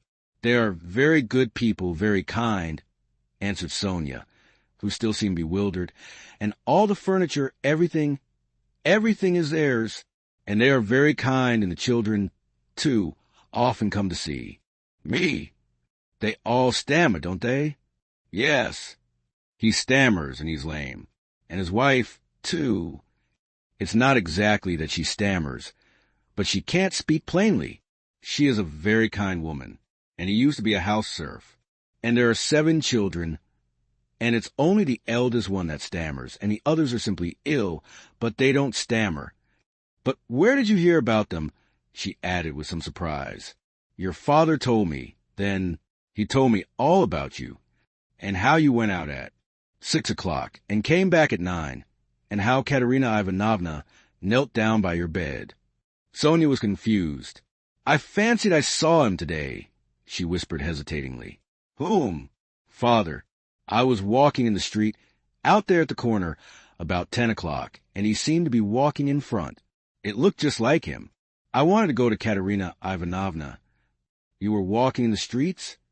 Yes, Sonia whispered abruptly, again overcome with confusion and looking down. Katerina Ivanovna used to. Beat you, I dare say. Oh, no, what are you saying? No. Sonia looked at him almost with dismay. You love her, then? Love her? Of course, said Sonia with plaintive emphasis, and she clasped her hands in distress. Ah, you don't. If you only knew. You see, she is quite like a child. Her mind is quite unhinged, you see, from sorrow. And how clever she used to be, how generous, how kind. Ah, you don't understand. Sonia said this as though in despair, wringing her hands in excitement and distress. Her pale cheeks flushed. There was a look of anguish in her eyes. It was clear that she was stirred to the very depths, that she was longing to speak, to champion, to express something. A sort of insatiable compassion, if one may so express it, was reflected in every feature of her face. Beat me? How can you? Good heavens, beat me? And if she did beat me, what then? What of it? You know nothing about it. She is so unhappy. Ah, how unhappy. And ill. She is seeking righteousness. She is pure. She has such faith that there must be righteousness everywhere, and she expects it. And if you were to torture her, she wouldn't do wrong. She doesn't see that it's impossible for people to be righteous, and she is angry at it. Like a child. She is good. And what will happen to you? Sonia looked at him inquiringly. They are left on your hands, you see. They were all on your hands before, though. And your father came to. You to beg for drink. Well, how will it be now? I don't know, Sonia articulated mournfully. Will they stay there? I don't know. They are in debt for the lodging, but the landlady, I hear, said today that she wanted to get rid of them, and Katerina Ivanovna says that she won't stay another minute. How is it she is so bold? She relies upon you. Oh, no, don't talk like that. We are one. We live like one. Sonia was agitated again and even angry, as though a canary or some other little bird were to be angry. And what could she do? What could she do? She persisted, getting hot and excited. And how she cried today. Her mind is unhinged. Haven't you noticed it? At 1 minute she is worrying like a child that everything should be right tomorrow, the lunch and all that. Then she is wringing her hands, spitting blood, weeping, and all at once she will begin knocking her head against the wall, in despair. Then she will be comforted again. She builds all her hopes on you. She says that you will help her now and that she will borrow a little money somewhere and go to her native town with me and set up a boarding school for the daughters of gentlemen and take me to superintend it, and we will begin a new splendid life. And she kisses and hugs me, comforts me, and you know she has such faith in her fancies. One can't contradict her. And all the day long she has been washing, cleaning, mending. She dragged the wash tub into the room with her feeble hands and sank on the bed, gasping for breath. We went this morning to the shops to buy shoes for Polenka, and Lita for theirs are quite worn out. Only the money we'd reckoned wasn't enough. Not nearly enough. And she picked out such dear little boots. For she has taste. You don't know. And there in the shop she burst out crying before the shopmen, because she hadn't enough. Ah, it was sad to see her. Well, after that I can understand your living like this, Raskolnikov said. with a bitter smile. And aren't you sorry for them? Aren't you sorry? Sonia flew at him again. Why, I know. You gave your last penny yourself, though you'd seen nothing of it. And if you'd seen everything, oh dear! And how often I brought her to tears. Only last week. Yes, only a week before his death. I was cruel, and how often I've done it. I've been wretched at the thought of it all day. Sonia wrung her hands as she spoke at the pain of remembering it. You were cruel? Yes, I went to see them, she went on, weeping.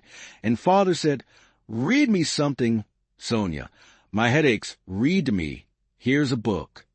He had a book he had got from Andrei Semyonovich Lebeziatnikov. He lives there. He always used to get hold of such funny books. And I said, I can't stay, as I didn't want to read, and I'd gone in chiefly to show Katerina Ivanovna some collars. Lizaveta, the peddler, sold me some collars and cuffs cheap, pretty new, embroidered ones. Katerina Ivanovna liked them very much. She put them on and looked at herself in the glass, and was delighted with them. Make me a present of them, Sonia, she said. Please do. Please do, she said. She wanted them so much. And when could she wear them? They just reminded her of her old, happy days. She looked at herself in the glass, admired herself, and she has no clothes at all, no things of her own, hasn't had all these years. And she never asks anyone for anything. She is proud, she'd sooner give away everything. And these she asked for, she liked them so much, and I was sorry to give them. What use are they to you, Katerina Ivanovna? I spoke like that to her. I ought not to have said that. She gave me such a look, and she was so grieved at my refusing her, and it was so sad to see. And she was not grieved for the collars, but for my refusing. I saw that. If only I could bring it all back, change it, take back those words. But it's nothing to. You. Did you know Lizaveta, the peddler? Yes. Did you know her? Sonia asked with some surprise. Katerina Ivanovna is in consumption, rapid consumption. She will soon die, said Raskolnikov after a pause, without answering her question. Oh, no. And Sonia unconsciously clutched both his hands, as though imploring that she should not. But it will be better if she does die. No, not better, not at all better. Sonia unconsciously repeated in dismay. And the children? What can? You do accept taking to live with you? Oh, I don't know, cried Sonia, almost in despair, and she put her hands to her head. It was evident that idea had very often occurred to her before, and he had only roused it again. And what if even now, while Katerina Ivanovna is alive, you get ill and are taken to the hospital? What will happen then? He persisted pitilessly. How can you? That cannot be. And Sonia's face worked with awful terror. Cannot be? Raskolnikov went on with a harsh smile. You are not insured against it, are you? What will happen to them then? They will be in the street, all of them. She will cough and beg and knock her head against some wall, as she did today, and the children will cry. Then she will fall down, be taken to the police station, and to the hospital. She will die, and the children, oh no. God will not let it be, broke at last from Sonia's overburdened bosom. She listened, looking imploringly at him, clasping her hands in dumb entreaty, as though it all depended upon him. Raskolnikov got up and began to walk about the room. A minute passed. Sonia was standing with her hands in her head, hanging in terrible dejection. And can't you save? Put by for a rainy day? He asked, stopping suddenly before her. No, whispered Sonia. Of course not. Have you tried? He added almost ironically. Yes. And it didn't come off. Of course not. No need to ask. And again he paced the room. Another minute passed. You don't get money every day. Sonia was more confused than ever, and color rushed into her face again. No, she whispered with a painful effort. It will be the same with Polenka, no doubt, he said suddenly. No, it can't be, no. Sonia cried aloud in desperation, as though she had been stabbed. God would not allow anything so awful. He lets others come to it. No, no. God will protect her, God, she repeated beside herself. But perhaps there's no God at all, Raskolnikov answered with a sort. A malignance laughed and looked at her. Sonia's face suddenly changed. A tremor passed over it. She looked at him with unutterable reproach, tried to say something, but could not speak and broke into bitter, bitter sobs, hiding her face in her hands. You say Katerina Ivanovna's mind is unhinged. Your own mind is unhinged, he said after a brief silence. 5 minutes passed. He still paced up and down the room in silence, not looking at her. At last he went up to her. His eyes glittered. He put his 2 hands on her shoulders and looked straight into her tearful face. His eyes were hard, feverish and piercing. His lips were twitching. All at once he bent down quickly and dropped into the ground, kissed her foot. Sonia drew back from him as from a madman, and certainly he looked like a madman. "What are you doing to me?" she muttered, turning pale, and a sudden anguish clutched at her heart. He stood up at once. "I did not bow down to you. I bowed down to all the suffering of humanity," he said wildly and walked away to the window. "Listen," he added, turning to her a minute later. "I said just now to an insolent man that he was not worth your little finger, and that I did my sister honor making her sit beside you." "ACH, you said that to them." "And in her presence?" cried Sonia, frightened. "Sit down with me. An honor? Why, I'm dishonorable." "Ah, why did you say that?" "It was not because of your dishonor and your sin I said that of you, but because of your great suffering. But you are a great sinner. That's true," he added almost solemnly. "And your worst sin is that you have destroyed and betrayed yourself for nothing. Isn't that fearful? Isn't it fearful that you are living in this filth which you loathe so, and at the same time you know yourself? You've only to open your eyes, that you are not helping anyone by it, not saving anyone from anything? Tell me," he went on almost in a frenzy, "how this shame and degradation can exist in you, side by side with other, opposite, holy feelings? It would be better, 1,000 times better, and wiser to leap into the water and end it all. But what would become of them?" Sonia asked faintly, gazing at him with eyes of anguish, but not seeming surprised at his suggestion. Raskolnikov looked strangely at her. He read it all in her face. So she must have had that thought already, perhaps many times, and earnestly she had thought out in her despair how to end it, and so earnestly that now she scarcely wondered at his suggestion. She had not even noticed the cruelty of his words. The significance of his reproaches and his peculiar attitude to her shame she had, of course, not noticed either, and that, too, was clear to him.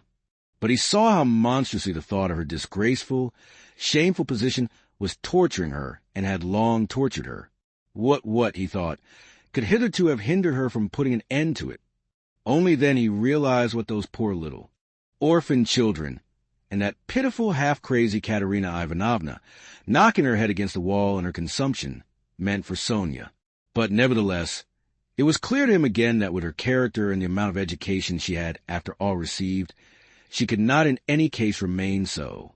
He was still confronted by the question, how could she have remained so long in that position without going out of her mind, since she could not bring herself to jump into the water?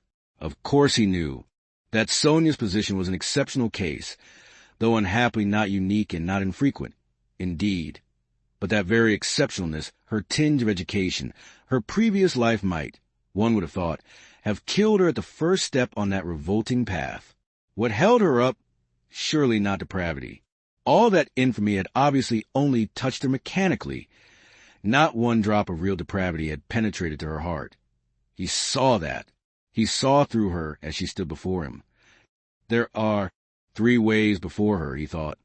The canal, the madhouse, at last to sink into depravity which obscures the mind and turns the heart to stone. The last idea was the most revolting. But he was a skeptic, he was young, abstract, and therefore cruel, and so he could not help believing that the last end was the most likely. But can that be true? He cried to himself. Can that creature who has still preserved the purity of her spirit be consciously drawn at last into that sink of filth? And iniquity? Can the process already have begun? Can it be that she has only been able to bear it till now, because vice has begun to be less loathsome to her? No, no, that cannot be, he cried, as Sonia had just before. No, what has kept her from the canal till now is the idea of sin, and the children, and if she has not gone out of her mind. But who says she has not gone out of her mind? Is she in her senses? Can one talk? Can one reason as she does? How can she sit on the edge of the abyss of loathsomeness into which she is slipping and refuse to listen when she is told of danger? Does she expect a miracle? No doubt she does. Doesn't that all mean madness? He stayed obstinately at that thought. He liked that explanation, indeed, better than any other. He began looking more intently at her. So you pray to God a great deal, Sonia? He asked her. Sonia did not speak. He stood beside her waiting for an answer. What should I be without God? She whispered rapidly, forcibly, glancing at him with suddenly flashing eyes and squeezing his hand. Ah, so that is it, he thought. And what does God do for you? He asked, probing her further. Sonia was silent a long while, as though she could not answer. Her weak chest kept heaving with emotion. Be silent. Don't ask. You don't deserve, she cried suddenly, looking sternly and wrathfully at him. That's it, he repeated to himself. He does everything, she whispered quickly, looking down again. That's the way out. That's the explanation, he decided, scrutinizing her with eager curiosity, with a new, strange, almost morbid feeling. He gazed at that pale, thin, irregular, angular little face, those soft blue eyes, which would flash with such fire, such stern energy, that little body still shaking with indignation and anger, and it all seemed him more and more strange, almost impossible. She is a religious maniac, he repeated to himself. There was a book lying on the chest of drawers. He had noticed it every time he paced up and down the room. Now, he took it up and looked at it. It was the New Testament in the Russian translation. It was bound in leather, old and worn. Where did you get that? He called to her across the room. She was still standing in the same place, 3 steps from the table. It was brought me, she answered, as it were unwillingly, not looking at him. Who brought it? Lizaveta. I asked her for it. Lizaveta. Strange, he thought. Everything about Sonia seemed to him stranger and more wonderful every moment. He carried the book to the candle and began to turn over the pages. Where's the story of Lazarus? He asked suddenly. Sonia looked obstinately at the ground and would not answer. She was standing sideways to the table. Where's the raising of Lazarus? Find it for me, Sonia. She stole a glance at him. You are not looking in the right place. It's in the 4th Gospel, she whispered sternly, without looking at him. Find it and read. It to me, he said. He sat down with his elbow on the table, leaned his head on his hand, and looked away sullenly, prepared to listen. In 3 weeks' time, they'll welcome me in the madhouse. I shall be there if I am not in a worse place, he muttered to himself. Sonia heard Raskolnikov's request distrustfully and moved hesitatingly to the table. She took the book, however. Haven't you read it? She asked, looking up at him across the table. Her voice became sterner and sterner. Long ago, when I was at school. Read. And haven't you heard it in church? I haven't been. Do you often go? And no, whispered Sonia. Raskolnikov smiled. I understand. And you won't go to your father's funeral tomorrow? Yes, I shall. I was at church last week, too. I had a requiem service. For whom? For Lizaveta. She was killed with an axe. His nerves were more and more strained. His head began to go round. Were you friends with Lizaveta? Yes. She was good. She used to come. Not often, she couldn't. We used to read together and talk. She will see God. The last phrase sounded strange in his ears. And here was something new again. The mysterious meetings with Lizaveta, and both of them religious maniacs. I shall be a religious maniac myself soon. It's infectious. Read, he cried irritably and insistently. Sonia still hesitated. Her heart was throbbing. She hardly dared to read to him. He looked almost with exasperation at the unhappy lunatic. What for? You don't believe? She whispered softly and as it were breathlessly. Read. I want you to, he persisted. You used to read to Lizaveta. Sonia opened the book and found the place. Her hands were shaking. Her voice failed her. Twice she tried to begin and could not bring out the first syllable.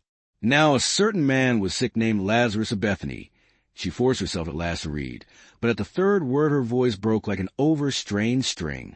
There was a catch in her breath. Raskolnikov saw in part why Sonia could not bring herself to read to him, and the more he saw this, the more roughly and irritably he insisted on her doing so. He understood only too well how painful it was for her to betray and unveil all that was her own. He understood that these feelings really were her secret treasure, which she had kept perhaps for years, perhaps from childhood, while she lived with an unhappy father and a distracted stepmother crazed by grief, in the midst of starving, children and unseemly abuse and reproaches. But at the same time he knew now and knew for certain that, although it filled her with dread and suffering, yet she had a tormenting desire to read, and to read to him that he might hear it, and to read now whatever might come of it. He read this in her eyes. He could see it in her intense emotion. She mastered herself, controlled a spasm in her throat, and went on reading the 11th chapter of St. John. She went on to the 19th verse. And many of the Jews came to Martha and Mary to comfort them concerning their brother. Then Martha, as soon as she heard that Jesus was coming, went and met him. But Mary sat still in the house. Then said Martha unto Jesus, Lord, if thou hadst been here, my brother had not died. But I know that even now whatsoever thou wilt ask of God, God will give it thee. Then she stopped again with a shamefaced feeling that her voice would quiver and break again. Jesus said unto her, Thy brother shall rise again. Martha saith unto him, I know that he shall rise again in the resurrection at the last day. Jesus said unto her, I am the resurrection and the life. He that believeth in me, though he were dead, yet shall he live. And whosoever liveth and believeth in me shall never die. Believest thou this? She saith unto him, and drawing a painful breath, Sonia read distinctly and forcibly as though she were making a public confession of faith. Yea, Lord, I believe that thou art the Christ, the Son of God, which should come into the world. She stopped and looked up quickly at him, but controlling herself went on reading. Raskolnikov sat without moving, his elbows on the table and his eyes turned away. She read to the 32nd verse. Then when Mary was come where Jesus was and saw him, she fell down at his feet, saying unto him, Lord, if thou hadst been here, my brother had not died. When Jesus therefore saw her weeping, and the Jews also weeping which came with her, he groaned in the spirit and was troubled, and said, Where have ye laid him? They said unto him, Lord, come and see. Jesus wept. Then said the Jews, Behold how he loved him. And some of them said, Could not this man which opened the eyes of the blind have caused that even this man should not have died? Raskolnikov turned and looked at her with emotion. Yes, he had known it. She was trembling in a real physical fever. He had expected it. She was getting near the story of the greatest miracle, and a feeling of immense triumph came over her. Her voice rang out like a bell. Triumph and joy gave it power. The lines danced before her eyes, but she knew what she was reading by heart. At the last verse, could not this man which opened the eyes of the blind? Dropping her voice, she passionately reproduced the doubt, the reproach and censure of the blind, disbelieving Jews, who in another moment would fall at his feet, as though struck by thunder, sobbing and believing. And he too is blinded and unbelieving. He too will hear, he too will believe, yes, at once, now, was what she was dreaming, and she was quivering with happy anticipation. Jesus therefore again groaning in himself cometh to the grave. It was a cave, and a stone lay upon it. Jesus said, Take ye away the stone. Martha, the sister of him that was dead, said unto him, Lord, by this time he stinketh, for he hath been dead 4 days. She laid emphasis on the word for. Jesus saith unto her, Said I not unto thee that if thou wouldest believe, thou shouldest see the glory of God? Then they took away the stone from the place where the dead was laid. And Jesus lifted up his eyes and said, Father, I thank thee that thou hast heard me, and I knew that thou hearest me always. But because of the people which stand by I said it, that they may believe that thou hast sent me. And when he thus had spoken, he cried with a loud voice, Lazarus, come forth. And he that was dead came forth. She read loudly, cold and trembling with ecstasy, as though she were seeing it before her eyes. Bound hand and foot with grave clothes, and his face was bound about with napkin. Jesus saith unto them, Loose him and let him go. Then many of the Jews which came to Mary, and had seen things which Jesus did, believed on him. She could read no more, closed the book, and got up from her chair quickly. That is all about the raising of Lazarus, she whispered severely and abruptly, and turning away she stood motionless, not daring to raise her eyes to him. She still trembled feverishly. The candle end was flickering out in the battered candlestick, dimly lighting up in the poverty-stricken room the murderer and the harlot who had so strangely been reading together the eternal book. 5 minutes or more passed. I came to speak of something, Raskolnikov said aloud, frowning. He got up and went to Sonia. She lifted her eyes to him in silence. His face was particularly stern, and there was a sort of savage determination in it. I have abandoned my family today, he said. My mother and sister. I am not going to see them. I've broken with them completely. What for? Asked Sonia, amazed. Her recent meeting with his mother and sister had left a great impression which she could not analyze. She heard his news almost with horror. I have only you now, he added. Let's go together. I've come to you. We are both accursed. Let us go our way together. His eyes glittered as though he were mad, Sonia thought in her turn. Go where? She asked in alarm, and she involuntarily stepped back. How do I know? I only know it's the same road. I know that and nothing more. It's the same goal. She looked at him and understood nothing. She knew only that he was terribly, infinitely unhappy. No one of them will understand if you tell them, but I have understood. I need you. That is why I've come to you. I don't understand, whispered Sonia. You'll understand later. Haven't you done the same? You, too, have transgressed, have had the strength to transgress. You have laid hands on yourself. You have destroyed a life, your own. It's all the same. You might have lived in spirit and understanding, but you'll end in the hay market. But you won't be able to stand it, and if you remain alone, you'll go out of your mind like me. You are like a mad creature already. So we must go together on the same road. Let us go. What for? What's all this for? Said Sonia, strangely and violently agitated by his words. What for? Because you can't remain like this. That's why. You must look things straight in the face at last, and not weep like a child and cry that God won't allow it. What will happen? If you should really be taken to the hospital tomorrow, she is mad and in consumption. She'll soon die, and the children? Do you mean to tell me Polenka won't come to grief? Haven't you seen children here at the street corners sent out by their mothers to beg? I've found out where those mothers live and in what surroundings. Children can't remain children there. At 7 the child is vicious and a thief. Yet children, you know, are the image of Christ. Theirs is the kingdom of heaven.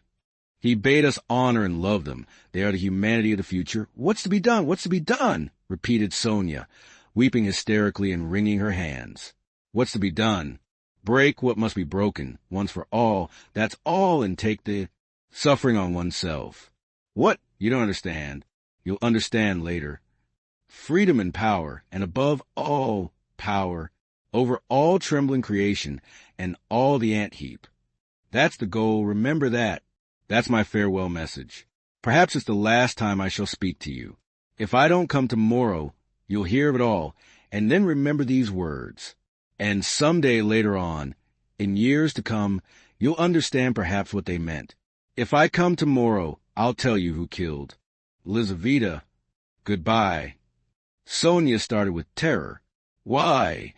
Do you know who killed her? She asked, chill with horror, looking wildly at him.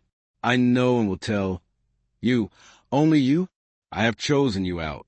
I'm not coming to you to ask forgiveness, but simply to tell you. I chose you out long ago to hear this. When your father talked to you, and when Lizaveta was alive, I thought of it. Goodbye, don't shake hands.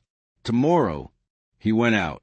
Sonia gazed at him as at a madman, but she herself was like one insane, and felt it. Her head was going round. Good heavens! How does he know who killed Lizaveta? What did those words mean? It's awful, But at the same time, the idea did not enter her head, not for a moment. Oh, he must be terribly unhappy. He has abandoned his mother and sister. What for? What has happened? And what had he in his mind? What did he say to her? He had kissed her foot and said, yes, he had said it clearly, that he could not live without her. Oh, merciful heavens! Sonia spent the whole night feverish and delirious.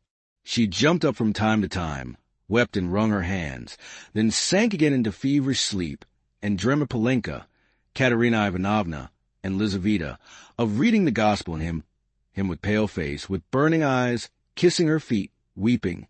On the other side of the door on the right, which divided Sonia's room from Madame Reslich's flat, was a room which had long stood empty. A card was fixed on the gate, and a notice stuck in the windows over the canal advertising it to let. Sonia had long been accustomed to the rooms being uninhabited, but all that time Mr. Svidrigailov had been standing, listening at the door of the empty room. When Raskolnikov went out, he stood still, thought a moment, went on tiptoe to his own room which adjoined the empty one, brought a chair, and noiselessly carried it to the door that led to Sonia's room. The conversation had struck him as interesting and remarkable, and he had greatly enjoyed it. So much so that he brought a chair that he might not in the future, tomorrow, for instance, have to endure the inconvenience of standing a whole hour, but might listen in comfort. Chapter 5. When next morning at 11 o'clock punctually Raskolnikov went into the Department of the Investigation of Criminal Causes and sent his name in to Porfiry Petrovitch, he was surprised at being kept waiting so long. It was at least 10 minutes before he was summoned. He had expected that they would pounce upon him, but he stood in the waiting room, and people, who apparently had nothing to do with him, were continually passing to and fro before him. In the next room, which looked like an office, several clerks were sitting writing, and obviously they had no notion who or what Raskolnikov might be. He looked uneasily and suspiciously about him to see whether there was not some guard, some mysterious watch being kept on him to prevent his escape. But there was nothing of the sort. He saw only the faces of clerks absorbed in petty details. Then other people, no one seemed to have any concern with him. He might go where he liked for them. The conviction grew stronger in him that if that enigmatic man of yesterday, that phantom sprung out of the earth, had seen everything, they would not have let him stand and wait like that. And would they have waited till he elected to appear at 11? Either the man had not yet given information, or simply he knew nothing, had seen nothing, and how could he have seen anything? And so all that happened in the day before was again a phantom exaggerated by a sick and overstrained imagination. This conjecture had begun to grow strong the day before, in the midst of all his alarm and despair. Thinking it all over now and preparing for a fresh conflict, he was suddenly aware that he was trembling, and he felt a rush of indignation at the thought that he was trembling with fear at facing that hateful Porfiry Petrovitch. What he dreaded above all was meeting that man again. He hated him with an intense, unmitigated hatred, and was afraid his hatred might betray him. His indignation was such that he ceased trembling at once. He made ready to go in with a cold and arrogant bearing, and vowed to himself to keep as silent as possible, to watch and listen, and for once at least control his overstrained nerves. At that moment he was summoned to Porfiry Petrovitch. He found Porfiry Petrovitch alone in his study. His study was a room neither large nor small, furnished with a large writing table that stood before a sofa, upholstered in check material, a bureau, a bookcase in the corner, and several chairs, all government furniture, of polished yellow wood. In the further wall there was a closed door. Beyond it there were no doubt other rooms. On Raskolnikov's entrance, Porfiry Petrovitch had at once closed the door by which he had come in, and they remained alone. He met his visitor with an apparently genial and good-tempered air, and it was only after a few minutes that Raskolnikov saw signs of certain awkwardness in him, as though he had been thrown out his reckoning or caught in something very secret. "Ah, my dear fellow, here you are, in our domain," began Porfiry, holding out both hands to him. "Come, sit down, old man, or perhaps you don't like to be called my dear fellow, an old man. Tuku? Please don't think it too familiar. Here on the sofa." Raskolnikov sat down, keep his eyes fixed on him. In our domain, the apologies for familiarity, the French phrase tout court, were all characteristic signs. He held out both hands to me, but he did not give me one. He drew it back in time, struck him suspiciously. Both were watching each other, but when their eyes met, quick as lightning they looked away. I brought you this paper. About the watch. Here it is. Is it all right, or shall I copy it again? What? A paper? Yes, don't be uneasy, it's all right, Porfiry Petrovitch said as though in haste, and after he had said it, he took the paper and looked at it. Yes, it's all right. Nothing more is needed, he declared with the same rapidity, and he laid the paper on the table. A minute later, when he was talking of something else, he took it from the table and put it on his bureau. I believe you said yesterday you would like to question me formally about my acquaintance with a murdered woman? Raskolnikov was beginning again. Why did I put I believe passed through his mind in a flash? Why am I so uneasy at having put in that I believe came in a second flash? And he suddenly felt that his uneasiness at the mere contact with Porfiry, at the first words, at the first looks, had grown in an instant to monstrous proportions, and that this was fearfully dangerous. His nerves were quivering. His emotion was increasing. It's bad. I shall say too much again. Yes. There's no hurry. There's no hurry, muttered Porfiry Petrovitch, moving to and fro about the table without any apparent aim, as it were making dashes toward the window, the bureau, and the table, at one moment avoiding Raskolnikov's suspicious glance, then again standing still and looking him straight in the face. His fat, round little figure looked very strange, like a ball rolling from one side to the other and rebounding back. We've plenty of time. Do you smoke? Have you your own? Here, a cigarette. He went on, offering his visitor a cigarette. You know I am receiving you here, but my own quarters are through there, my government quarters. But I am living outside for the time. I had to have some repairs done here. It's almost finished now. Government quarters, are a capital thing. What do you think? Yes, a capital thing, answered Raskolnikov, looking at him almost ironically. A capital thing, repeated Porfiry Petrovitch, as though he had just thought of something quite different. Yes, a capital thing, he almost shouted at last, suddenly staring at Raskolnikov and stopping short 2 steps from him. This stupid repetition was too incongruous in its ineptitude with the serious, brooding and enigmatic glance he turned upon his visitor. But this stirred Raskolnikov's spleen more than ever, and he could not resist an ironical and rather incautious challenge. Tell me, please, he asked suddenly, looking almost insolently at him and taking a kind of pleasure in his own insolence.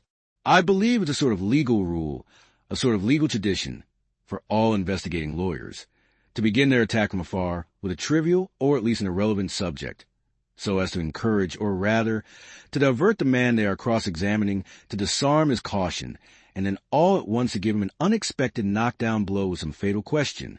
Isn't that so? It's a sacred tradition mentioned, I fancy, in all the manuals of the art. Yes. Why, do you imagine that was why I spoke about government quarters?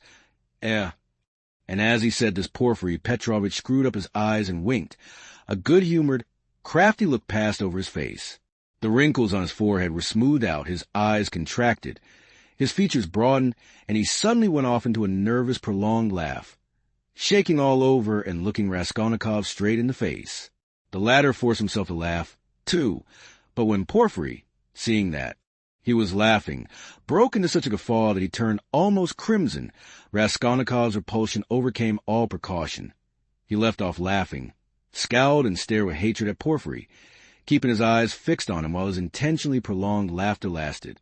There was lack of precaution on both sides, however, for Porfiry Petrovitch seemed to be laughing in his visitor's face, and to be very little disturbed at the annoyance with which the visitor received it. The latter fact was very significant in Raskolnikov's eyes. He saw that Porfiry Petrovitch had not been embarrassed just before either, but that he, Raskolnikov, had perhaps fallen into a trap, that there must be some motive here unknown to him, that perhaps everything was in readiness and in another moment would break upon him. He went straight to the point at once, rose from his seat, and took his cap. Porfiry Petrovitch, he began resolutely, though with considerable irritation. Yesterday expressed a desire that I should come to you for some inquiries. He laid special stress on the word inquiries. I have come, and if you have anything to ask me, ask it, and if not, allow me to withdraw. I have no time to spare. I have to be at the funeral of that man who was run over, of whom you know also, he added, feeling angry at once at having made this addition, and more irritated at his anger. I am sick of it all, do you hear? And have long been. It's partly what made me ill.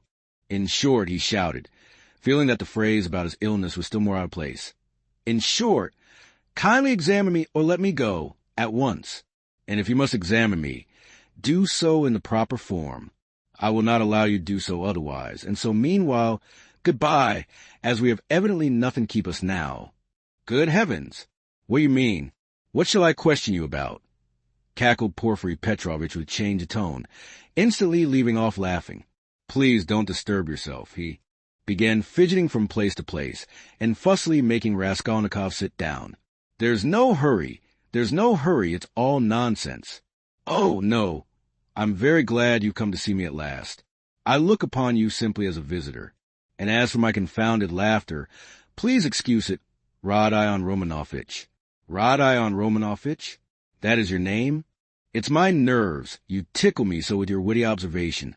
I assure you, sometimes I shake with laughter like an india-rubber ball for half an hour a day. Time. I'm often afraid of an attack of paralysis. Do sit down. Please do, or I shall think you are angry.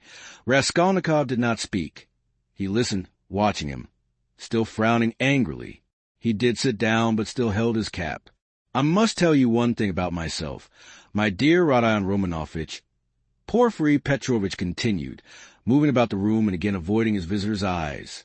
You see, I'm a bachelor, a man of no consequence and not used to society. Besides, I have nothing before. I'm running the seed, and have you noticed, Rodion Romanovitch, that in our Petersburg circles, if two clever men meet who are not intimate, but respect each other, like you and me, it takes them half an hour before they can find a subject for conversation. They are dumb. They sit opposite each other and feel awkward. Everyone has subject conversation, ladies for instance. People in high society always have their subjects of conversation, say de rigueur, but people of the middle sort like us, thinking people, that is, are always tongue-tied and awkward. What is the reason of it? Whether it's the lack of public interest, or whether it's we are so honest we don't want to deceive one another, I don't know. What do you think? Do put down your cap. It looks as if you were just going, it makes me uncomfortable. I am so delighted. Raskolnikov put down his cap and continued listening in silence with a serious frowning face to vague and empty chatter of Porfiry Petrovitch. Does he really want to distract my attention with his silly babble? I can't offer you coffee here, but why not spend 5 minutes with a friend? Porfiry pattered on. And you know all these official duties. Please don't mind my running up and down. Excuse it, my dear fellow. I am very much afraid of offending you, but exercise is absolutely indispensable for me. I'm always sitting and so glad to be moving about for 5 minutes. I suffer from my sedentary life. I always intend to join a gymnasium. They say that officials of all ranks, even privy councillors, may be seen skipping gaily there. There you have it, modern science. Yes, yes. But as for my duties here, inquiries and all such formalities, you mentioned inquiries yourself just now. I assure you these interrogations are sometimes more embarrassing for the interrogator than for the interrogated. You made the observation yourself just now very aptly and wittily. Raskolnikov had made no observation of the kind. One gets into a muddle, a regular muddle. One keeps harping on the same note, like a drum. There is to be a reform, and we shall be called by a different name, at least he. And as for our legal tradition, as you so wittily called it, I thoroughly agree with you. Every prisoner on trial, even the rudest peasant, knows that they begin by disarming him with irrelevant questions, as you so happily put it, and then deal him a knockdown blow, your felicitous comparison, So you really imagine that I meant by government quarters. You are an ironical person. Come, I won't go on. By the way, yes, one word leads to another. You spoke of formality just now, Apropos of the inquiry, you know? But what's the use of formality? In many cases, it's nonsense. Sometimes one has a friendly chat and gets a good deal more out of it. One can always fall back on formality, allow me to assure you. And after all, what does it amount to? An examining lawyer cannot be bounded by formality at every step. The work of investigation is, so to speak, a free art in its own way. Porfiry Petrovitch took breath a moment. He had simply babbled on, uttering empty phrases, letting slip a few enigmatic words, and again reverting to incoherence. He was almost running about the room, moving his fat little legs quicker and quicker, looking at the ground, with his right hand behind his back, while with his left making gesticulations that were extraordinarily incongruous with his words. Raskolnikov suddenly noticed that as he ran about the room, he seemed twice to stop for a moment near the door, as though he were listening. Is he expecting anything? You are certainly quite right about it. Porfiry began gaily, looking with extraordinary simplicity at Raskolnikov, which startled him and instantly put him on his guard. Certainly quite right in laughing so wittily at our legal forms. Some of these elaborate, psychological methods are exceedingly ridiculous and perhaps useless if one adheres too closely to the forms. Yes, I am talking of forms again. Well, if I recognize, or more strictly speaking, if I suspect someone or other to be a criminal in any case entrusted to me, you're reading for the law, of course, Rodion Romanovitch? Yes, well, then it is a precedent for you for the future, though don't suppose I should venture to instruct you after the articles you publish about crime. No, I simply make bold to state it by way of fact. If I took this man or that for a criminal, why, I ask, should I worry him prematurely, even though I had evidence against him? In one case I may be bound, for instance, to arrest a man at once, but another may be in quite a different position. So why shouldn't I let him walk about the town a bit? But I see you don't quite understand, so I'll give you a clearer example. If I put him in prison too soon, I may very likely give him, so to speak, more support. You're laughing. Raskolnikov had no idea of laughing. He was sitting with compressed lips, his feverish eyes fixed on Porfiry Petrovitch's. Yet that is the case, with some types especially, for men are so different. You say evidence. Well, there may be evidence. But evidence, can generally be taken two ways. I am an examining lawyer and a weak man, I confess it. I should like to make a proof, so to say, mathematically clear. I should like to make a chain of evidence, such as twice 2 are 4. It ought to be a direct, irrefutable proof. And if I shut him up too soon, even though I might be convinced he was a man, I should very likely be depriving myself of the means of getting further evidence against him. And how? By giving him, so to speak, a definite position. I shall put him out of suspense and set his mind at rest, so that he will retreat into his shell. They say that at Sevastopol, soon after Alma, the clever, people were in a terrible fright that the enemy would attack openly and take Sevastopol at once. But when they saw that the enemy preferred a regular siege, they were delighted, I am told, and reassured, for the thing would drag on for 2 months at least. You're laughing. You don't believe me again? Of course you're right, too. You're right. These are special cases, I admit. But you must observe this, my dear Rodion Romanovitch. The general case, the case for which all legal forms and rules are intended, for which they are calculated and laid down in books, does not exist at all, for the reason that every case, every crime, for instance, so soon as it actually occurs, at once becomes a thoroughly special case, and sometimes a case unlike any that's gone before. Very comic cases of that sort sometimes occur. If I leave one man quite alone, if I don't touch him and don't worry him, but let him know, or at least suspect every moment that I know all about it and am, watching him day and night, and if he is in continual suspicion and terror, he'll be bound to lose his head. He'll come in himself, or maybe do something which will make it as plain as twice 2 are 4. It's delightful.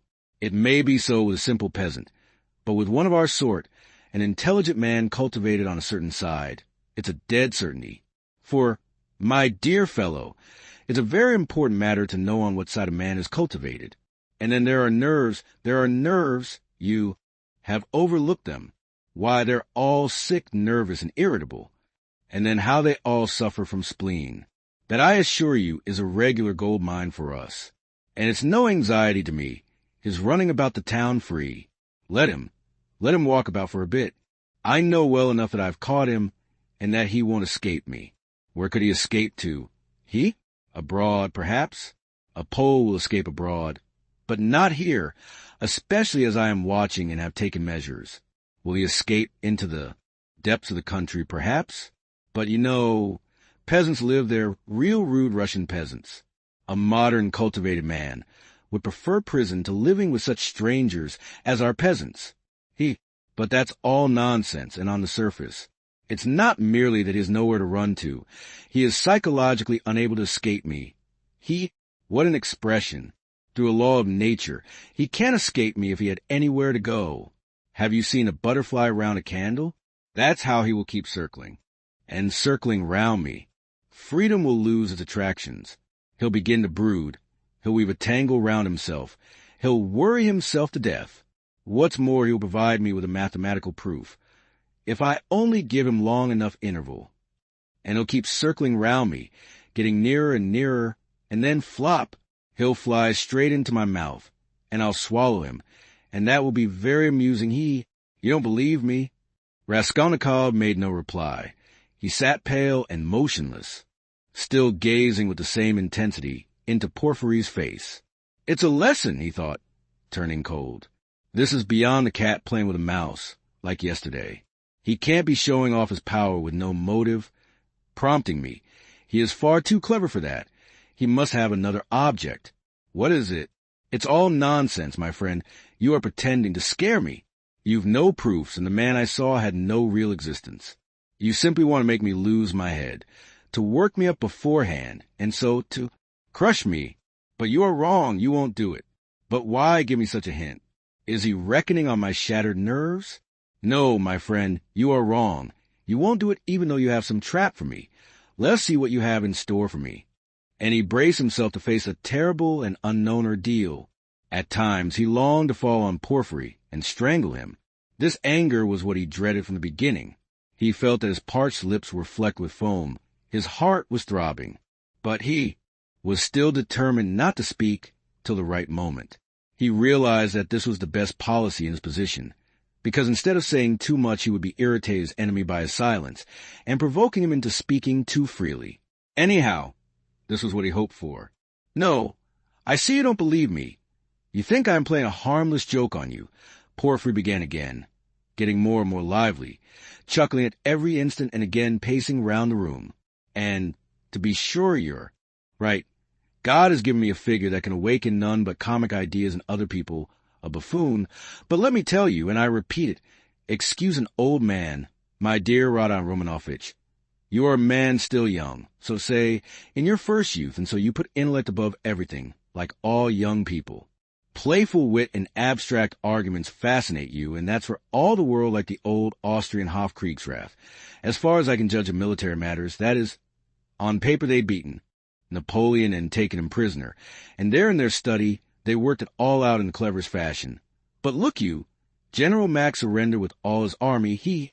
I see, Radon Romanovitch, you are laughing at a civilian like me, taking examples out of military history. But I can't help it, it's my weakness. I am fond of military science, and I'm ever so fond of reading all military histories. I've certainly missed my proper career. I ought to have been in the army, upon my word I ought. I shouldn't have been a Napoleon, but I might have been a major. Well, I'll tell you the whole truth, my dear fellow, about this special case, actual fact and a man's temperament. My dear sir, are weighty matters, and it's astonishing how they sometimes deceive the sharpest calculation. I listen to an old man, am speaking seriously, Radon Romanovitch, as he said this Porfiry Petrovitch, who was scarcely 35, actually seemed to have grown old. Even his voice changed, and he seemed to shrink together. Moreover, I'm a candid man. Am I a candid man or not? What do you say? I fancy I really am. I tell you these things for nothing, and don't even expect a reward for it, Well, to proceed, what in my opinion is a splendid thing. It is, so to say, an adornment of nature and a consolation of life. And what tricks it can play? so that it sometimes is hard for a poor examining lawyer to know where he is, especially when he's liable to be carried away by his own fancy, too. For you know he is a man after all.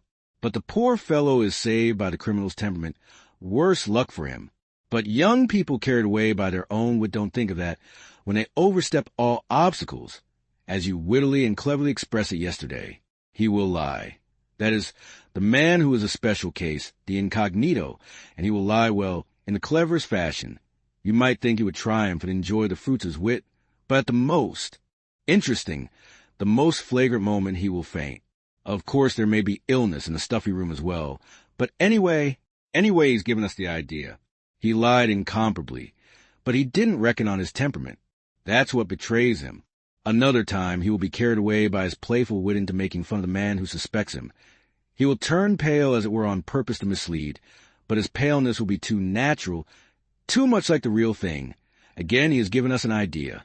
Though his questioner may be deceived at first, he will think differently next day if he is not a fool, and of course, it is like that at every step. He puts himself forward where he is not wanted, speaks continually when he ought to keep silent, brings in all sorts of allegorical allusions. He comes and asks, why didn't you take me long ago? And that can happen, you know, with the cleverest man, the psychologist, the literary man. The temperament reflects everything like a mirror. Gaze into it and admire what you see. But why are you so pale, Rodion Romanovitch? Is the room stuffy? Shall I open a window? Oh, don't trouble, please, cried Raskolnikov, and he suddenly broke into a laugh. Please don't trouble. Porfiry stood facing him, paused a moment, and suddenly he too laughed. Raskolnikov got up from the sofa, abruptly checking his hysterical laughter. Porfiry Petrovitch, he began, speaking loudly and distinctly, though his legs trembled and he could scarcely stand. I see clearly at last that you actually suspect me of murdering that old woman and her sister Lizaveta. Let me tell you for my part that I am sick of this. If you find that you have a right to prosecute me legally, to arrest me, then prosecute me, arrest me. But I will not let myself be jeered at to my face and worried. His lips trembled, his eyes glowed with fury, and he could not restrain his voice. I won't allow it, he shouted, bringing his fist down on the table. Do you hear that, Porfiry Petrovitch? I won't allow it. Good heavens! What does it mean?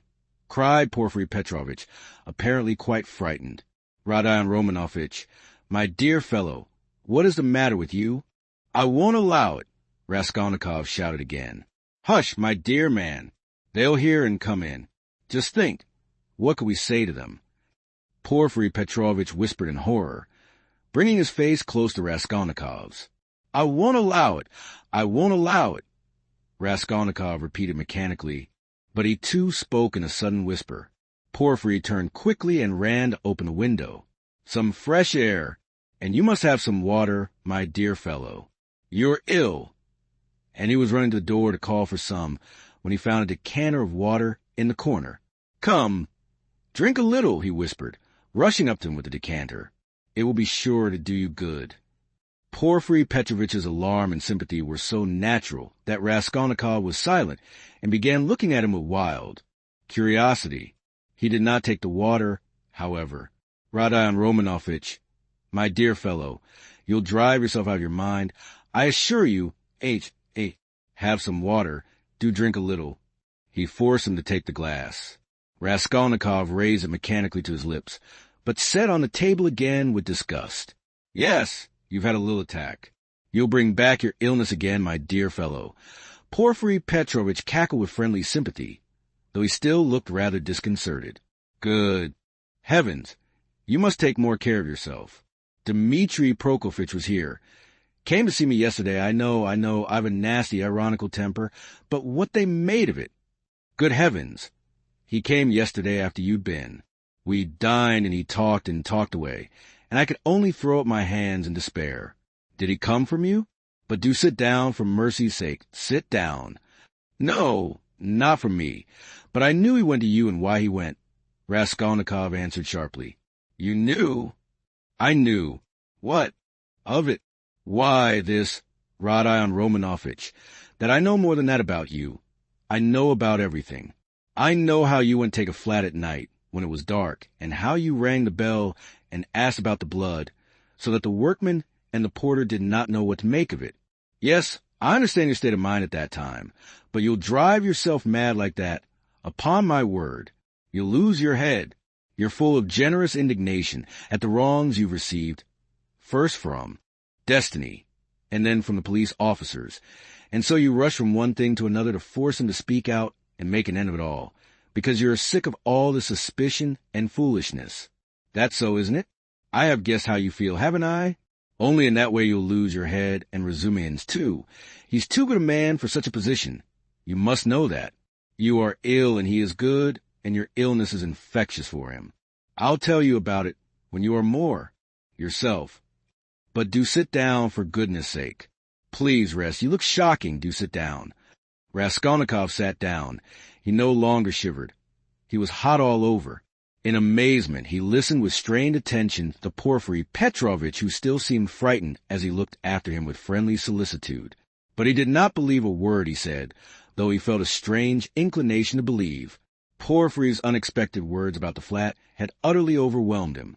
How can it be he knows about the flat then, he thought suddenly, and he tells it me himself? Yes. In our legal practice, there was a case almost exactly similar, a case of morbid psychology. Porfiry went on quickly. A man confessed a murder, and how he kept it up. It was a regular hallucination. He brought forward facts. He imposed upon everyone and why. He had been partly, but only partly, unintentionally the cause of murder, and when he knew that he had given the murderers the opportunity, he sank into dejection. It got on his mind and turned his brain. He began imagining things, and he persuaded himself that he was the murderer. But at last the High Court of Appeal went into it, and the poor fellow was acquitted and put under proper care. Thanks to the Court of Appeal. Toot, toot, toot. Why? My dear fellow, you may drive yourself into delirium if you have the impulse to work upon your nerves, to go ringing bells at night and asking about blood. I've studied all this morbid psychology in my practice. A man is sometimes tempted to jump out of a window or from a belfry. Just the same with bell ringing. It's all illness, Rodion Romanovitch. You have begun to neglect your illness. You should consult an experienced doctor. What's the good of that fat fellow? You are light-headed. You were delirious when you did all this. For a moment Raskolnikov felt everything going round. Is it possible, flashed through his mind, that he is still lying? He can't be. He rejected that idea, feeling to what a degree of fury it might drive him, feeling that fury might drive him mad. I was not delirious. I knew what I was doing, he cried, straining every faculty to penetrate Porfiry's game.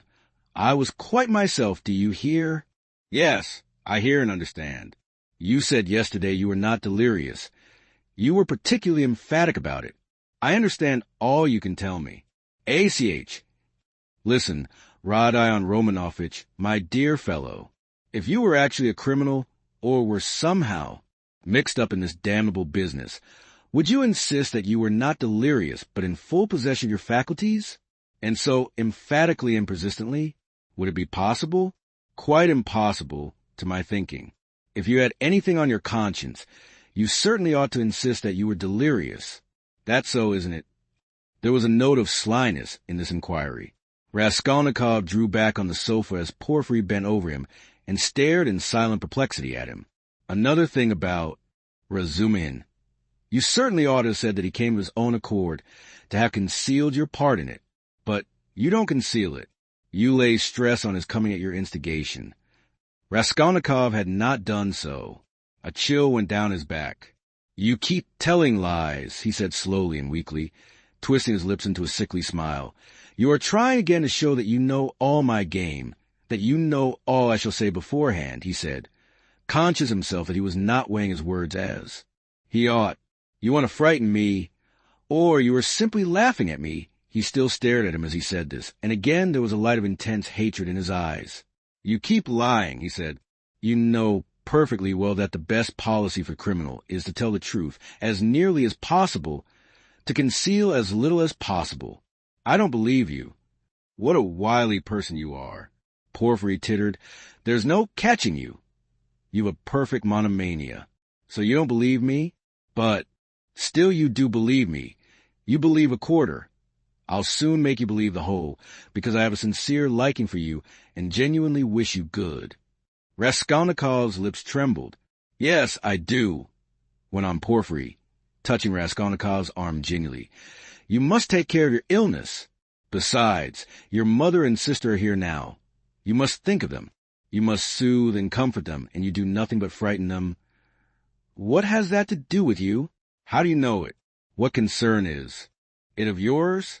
You're keeping watch on me and won't let me know it. Good heavens! Why, I learn it all from you yourself. You don't notice that in your excitement you tell me and others everything. From Razumihin, too, I learned a number of interesting details yesterday. No, you interrupted me, but I must tell you that, for all your wit, your suspiciousness makes you lose the common-sense view of things. To return to bell ringing, for instance, I, an examining lawyer, have betrayed a precious thing like that, a real fact, for it is a fact worth having, and you see nothing in it. Why, if I had the slightest suspicion of you, should I have acted like that? No, I should first have disarmed your suspicions, and not let you see I knew that fact, should have diverted your attention, and suddenly have dealt you a knockdown blow, your expression, saying, And what were you doing, sir, pray, at 10 or nearly 11 at the murdered woman's flat, and why did you ring the bell, and why did you? Asked about blood? And why did you invite the porters to go with you to the police station, to the lieutenant? That's how I ought to have acted if I had a grain of suspicion of you. I ought to have taken your evidence in due form, searched your lodging, and perhaps have arrested you, too. So I have no suspicion of you, since I have not done that. But you can't look at it normally, and you see nothing. I say again. Raskolnikov started so that Porfiry Petrovitch could not fail to perceive it. You are lying all the while, he cried. I don't know your object, but you are lying. You did not speak like that just now, and I cannot be mistaken. I am lying? Porfiry repeated, apparently incensed, but preserving a good-humored and ironical face, as though he were not in the least concerned at Raskolnikov's opinion of him. I am lying, but how did I treat you just now? The examining lawyer? Prompting you and giving you every means for your defense. Illness, I said, delirium, injury, melancholy, and the police officers, and all the rest of it? Though, indeed, all those psychological means of defense are not very reliable and cut both ways. Illness, delirium, I don't remember, that's all right, but why? My good sir, in your illness and in your delirium were you haunted by just those delusions and not by any others? There may have been others. Raskolnikov looked haughtily and contemptuously at him. Briefly, he said loudly and imperiously, rising to his feet and in so doing pushing Porfiry back a little. Briefly, I want to know, do you acknowledge me perfectly free from suspicion or not? Tell me, Porfiry Petrovitch, tell me once for all and make haste. What a business I'm having with you, cried Porfiry with a perfectly good-humored, sly, and composed face. And why do you want to know? Why do you want to know so much, since they haven't begun to worry you? Why? You are like a child asking for matches. And why are you so uneasy? Why do you force yourself upon us? I repeat, Raskolnikov cried furiously, that I can't put up with it. With what? Uncertainty? Interrupted Porfiry. Don't jeer at me. I won't have it. I tell you I won't have it. I can't and I won't. Do you hear? Do you hear? He shouted, bringing his fist down on the table again. Hush! Hush! They'll overhear. I warn you seriously. Take care of yourself. I am not joking, Porfiry whispered, but this time there was not the look of old womanish good, nature and alarm in his face. Now he was peremptory, stern, frowning and for once laying aside all mystification. But this was only for an instant. Raskolnikov, bewildered, suddenly fell into actual frenzy. But, strange to say, he again obeyed command to speak quietly, though he was in a perfect paroxysm of fury. I will not allow myself to be tortured, he whispered, instantly recognizing with hatred that he could not help obeying the command and driven to even greater fury by the thought. Arrest me, search me, But kindly act in due form and don't play with me. Don't dare. Don't worry about the form. Porfiry interrupted with the same sly smile, as it were, gloating with enjoyment over Raskolnikov. I invited you to see me quite in a friendly way. I don't want your friendship, and I spit on it. Do you hear? And here I take my cap and go. What will you say now if you mean to arrest me? He took up his cap and went to the door. And won't you see my little surprise? Chuckled. Porfiry, again taking him by the arm and stopping him at the door. He seemed to become more playful and good-humored, which maddened Raskolnikov. What surprise? He asked, standing still and looking at Porfiry in alarm. My little surprise, it's sitting there behind the door. He pointed to the locked door. I locked him in that he should not escape. What is it? Where? What? Raskolnikov walked to the door and would open it, but it was locked. It's locked. Here's the key. And he brought a key out of his pocket. You are lying, roared Raskolnikov without restraint. You lie. You damn Punchinello. And he rushed at Porfiry, who retreated to the other door, not at all alarmed. I understand it all. You are lying and mocking so that I may betray myself to you. Why, you could not betray yourself any further, my dear Rodion Romanovitch. You are in a passion. Don't shout. I shall call the clerks. You are lying. Call the clerks. You knew I was ill and try to work me into a frenzy to make me betray myself. That was your object. Produce your facts. I understand it all. You've no evidence. You have only wretched, rubbishly suspicions like Zaintov's. You knew my character. You want to drive me to fury, and then to knock me down with priests and deputies. Are you waiting for them? What are you waiting for? Where are they? Produce them. Why, deputies, my good man, what things people will imagine, and to do so would not be acting in form. As you say, you don't know the business, my dear fellow, and there's no escaping form, as you see. Porfiry muttered, listening at the door through which a noise could be heard. Ah, they're coming, cried Raskolnikov. You've sent for them. You expected them. Well, produce them all, your deputies, your witnesses, what you like. I am ready. But at this moment a strange incident occurred, something so unexpected that neither Raskolnikov nor Porfiry Petrovitch could have looked for such a conclusion to their interview. Chapter 6. When he remembered the scene afterwards, this is how Raskolnikov saw it. The noise behind the door increased, and suddenly the door was open a little. What is it? Cried Porfiry Petrovitch, annoyed. Why, I gave orders. For an instant there was no answer, but it was evident that there were several persons at the door, and that they were apparently pushing somebody back. What is it? Porfiry Petrovitch repeated, uneasily. The prisoner Nikolai has been brought. Someone answered. He is not wanted. Take him away. Let him wait. What's he doing here? How irregular, cried Porfiry, rushing to the door. But he began the same voice and suddenly ceased. 2 seconds, not more, were spent in actual struggle. Then someone gave a violent shove, and then a man, very pale, strode into the room. This man's appearance was at first sight very strange. He stared straight before him, as though seeing nothing. There was a determined gleam in his eyes. At the same time there was a deathly pallor in his face, as though he were being led to the scaffold. His white lips were faintly twitching. He was dressed like a workman and was of medium height, very young, slim, his hair cut in round crop, with thin, spare features. The man whom he had thrust back followed him into the room, and succeeded in seizing him by the shoulder. He was a warder, but Nikolai pulled his arm away. Several persons crowded inquisitively into the doorway. Some of them tried to get in. All this took place almost instantaneously. Go away, it's too soon. Wait till you are sent for. Why have you brought him so soon? Porfiry Petrovitch muttered, extremely annoyed, and as it were thrown out of his reckoning. But Nikolai suddenly knelt down. What's the matter? Cried Porfiry, surprised. I am guilty. Mine is the sin. I am the murderer. Nikolai articulated suddenly, rather breathless, but speaking fairly loudly. For 10 seconds there was silence, as though all had been struck dumb. Even the warder stepped back, mechanically retreated to the door and stood immovable. "What is it?" cried Porfiry Petrovitch, recovering from his momentary stupefaction. "I am the murderer," repeated Nikolai, after a brief pause. What? Whom did you kill?" Porfiry Petrovitch was obviously bewildered. Nikolai again was silent for a moment.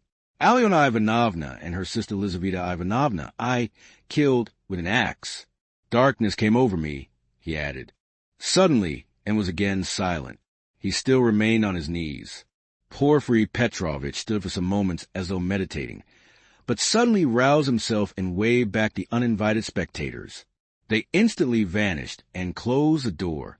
Then he looked towards Raskolnikov, who was standing in the corner, staring wildly at Nikolai, and moved towards him, but stopped short, looked from Nikolai to Raskolnikov, and then again at Nikolai, and seeming unable to restrain himself, darted at the latter.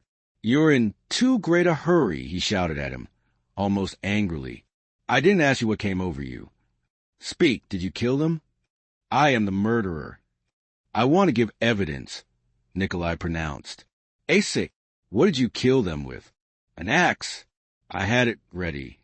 "Ase, he is in a hurry." "Alone." Nikolai did not understand the question. "Did you do it alone?" "Yes, alone. And Mitka is not guilty and had no share in it. Don't be in a hurry about Mitka.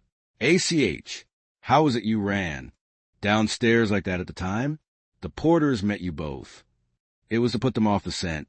"I ran after Mitka," Nikolai replied hurriedly, as though he had prepared the answer. "I knew it," cried Porfiry with vexation.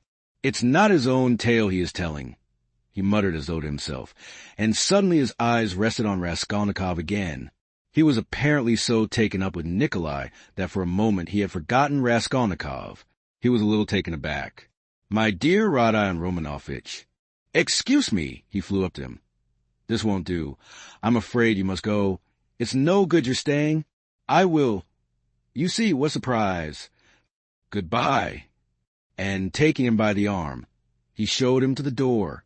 "I suppose you didn't expect it," said Raskolnikov, who, though he had not yet fully grasped the situation, had regained his courage. "You did not expect it either, my friend. See how your hand is trembling. You're trembling too, Porfiry Petrovitch." "Yes, I am. I didn't expect it." They were already at the door. Porfiry was impatient for Raskolnikov to be gone. "And your little surprise, aren't you going to show it to me?" Raskolnikov said sarcastically. "Why?" His teeth are chattering as he asks. "You are an ironical person. Come till we meet. I believe we can say goodbye." "That's in God's hands," muttered Porfiry, with an unnatural smile. As he walked through the office, Raskolnikov noticed that many people were looking at him. Among them, he saw the two porters from the house, whom he had invited that night to the police station.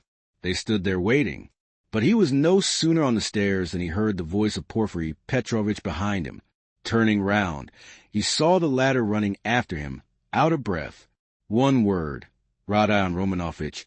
As to all the rest, it's in God's hands. But as a matter of form, there are some questions I shall have to ask you. So we shall meet again, shan't we?" And Porfiry stood still, facing him with a smile. "Shan't we?" he added again. He seemed to want to say something more, but could not speak out. "You must forgive me, Porfiry Petrovitch, for what has just passed. I lost my temper," began Raskolnikov, who had so far regained his courage that he felt irresistibly inclined to display his coolness. Don't mention it, Porfiry replied, almost gleefully. "I'm myself, too. I have a wicked temper. I admit it, but we shall meet again. If it's God's will, we may see a great deal of one another, and we'll get to know each other through and through," added Raskolnikov. "Yes, know each other through and through," assented Porfiry Petrovitch, and he screwed up his eyes, looking earnestly at Raskolnikov. "Now you're going to a birthday party?" "To a funeral." "Of course, the funeral. Take care of yourself and get well." "I don't know what to wish you," said Raskolnikov, who had begun to descend the stairs, "but look back again. I should like to wish you success. But your office is such a comical one." "Why comical?" Porfiry Petrovitch had turned to go, but he seemed to prick up his ears at this. Why? How you must have been torturing and harassing that poor Nikolai psychologically, after your fashion, till he confessed. You must have been at him day and night, proving to him that he was a murderer, and now that he has confessed, you'll begin vivisecting him again. You are lying, you'll say. You are not the murderer. You can't be. It's not your own tale you are telling. You must admit it's a comical business. You notice then that I said to Nikolai just now that it was not his own tale he was telling. How could I help noticing it? You are quick-witted. You notice everything. You've really a playful mind, and you always fasten on the comic side. They say that was the marked characteristic of Gogol among the writers.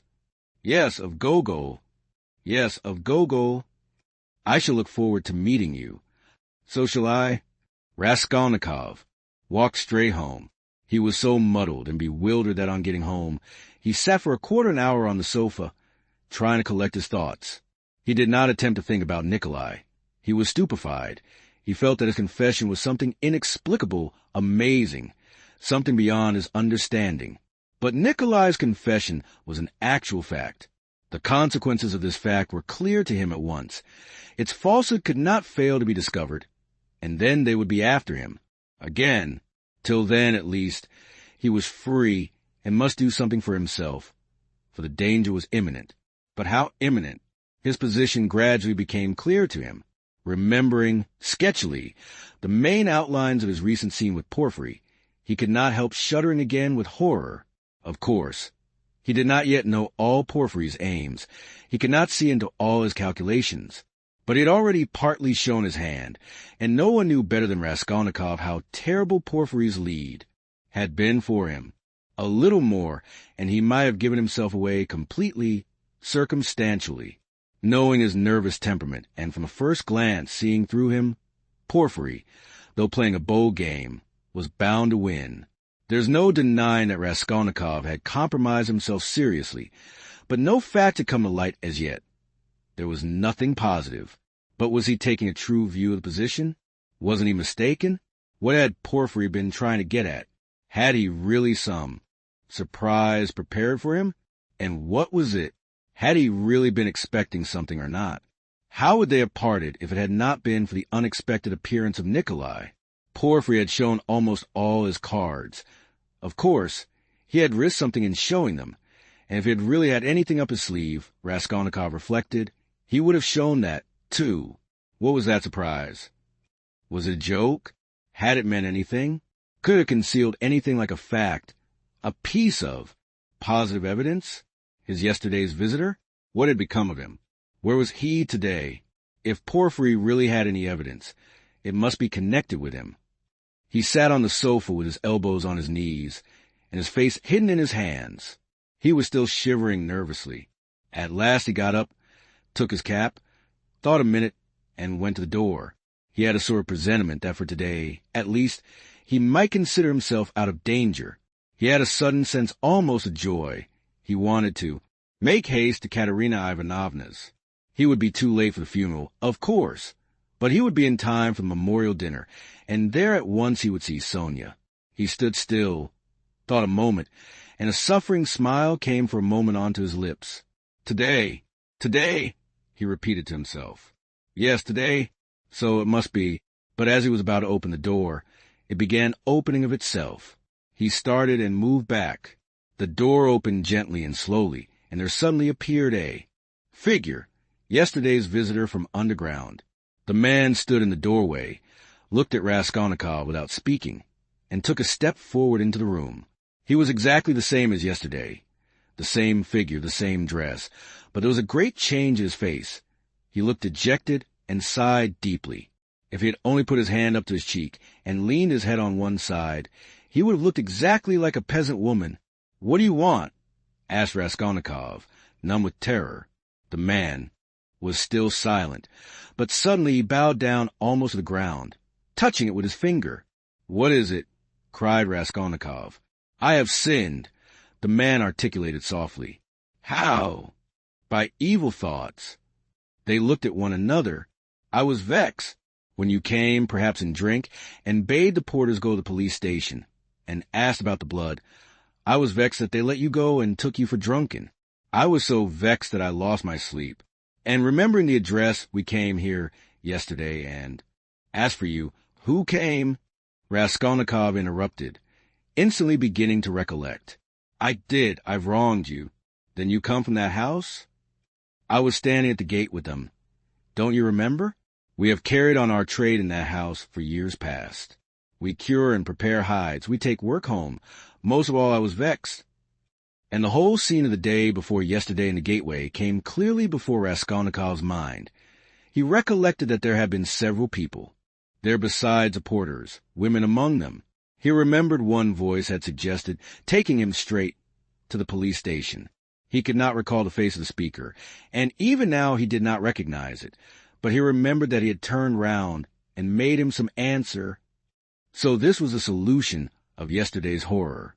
The most awful thought was that he had been actually almost lost, had almost done for himself on account of such a trivial circumstance. So this man could tell nothing, except his asking about the flat and the blood stains.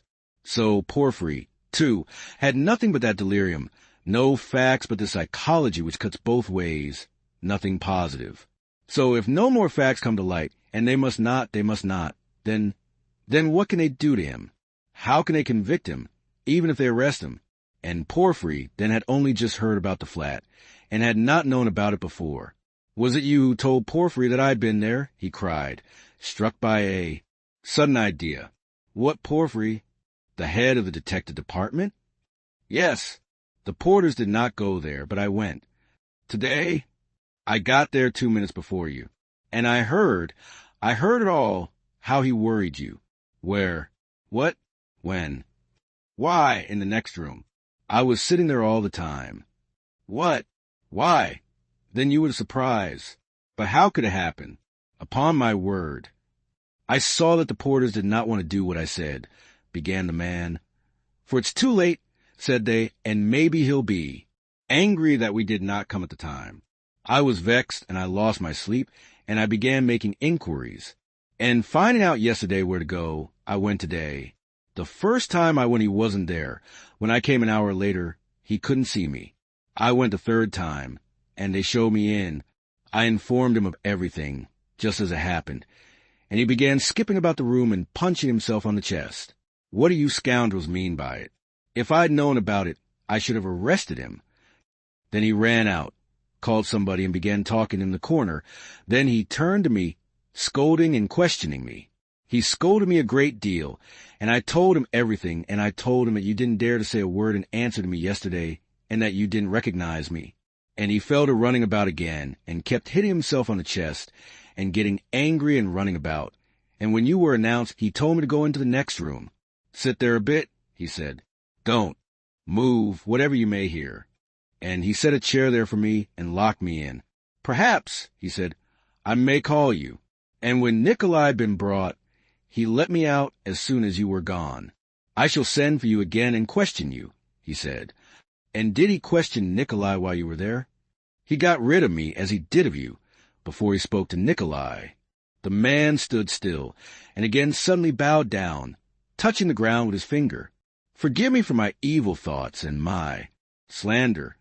May God forgive you, answered Raskolnikov. And as he said this, the man bowed down again, but not to the ground, turned slowly and went out of the room. It all cuts both ways. Now it all cuts both ways, repeated Raskolnikov, and he went out more confident than ever. Now we'll make a fight for it, he said with a malicious smile as he went down the stairs. His malice was aimed at himself. With shame and contempt he recollected his cowardice. This concludes Part 4. Join me in Part 5 and share in the comments how this part felt to you. Thank you for listening.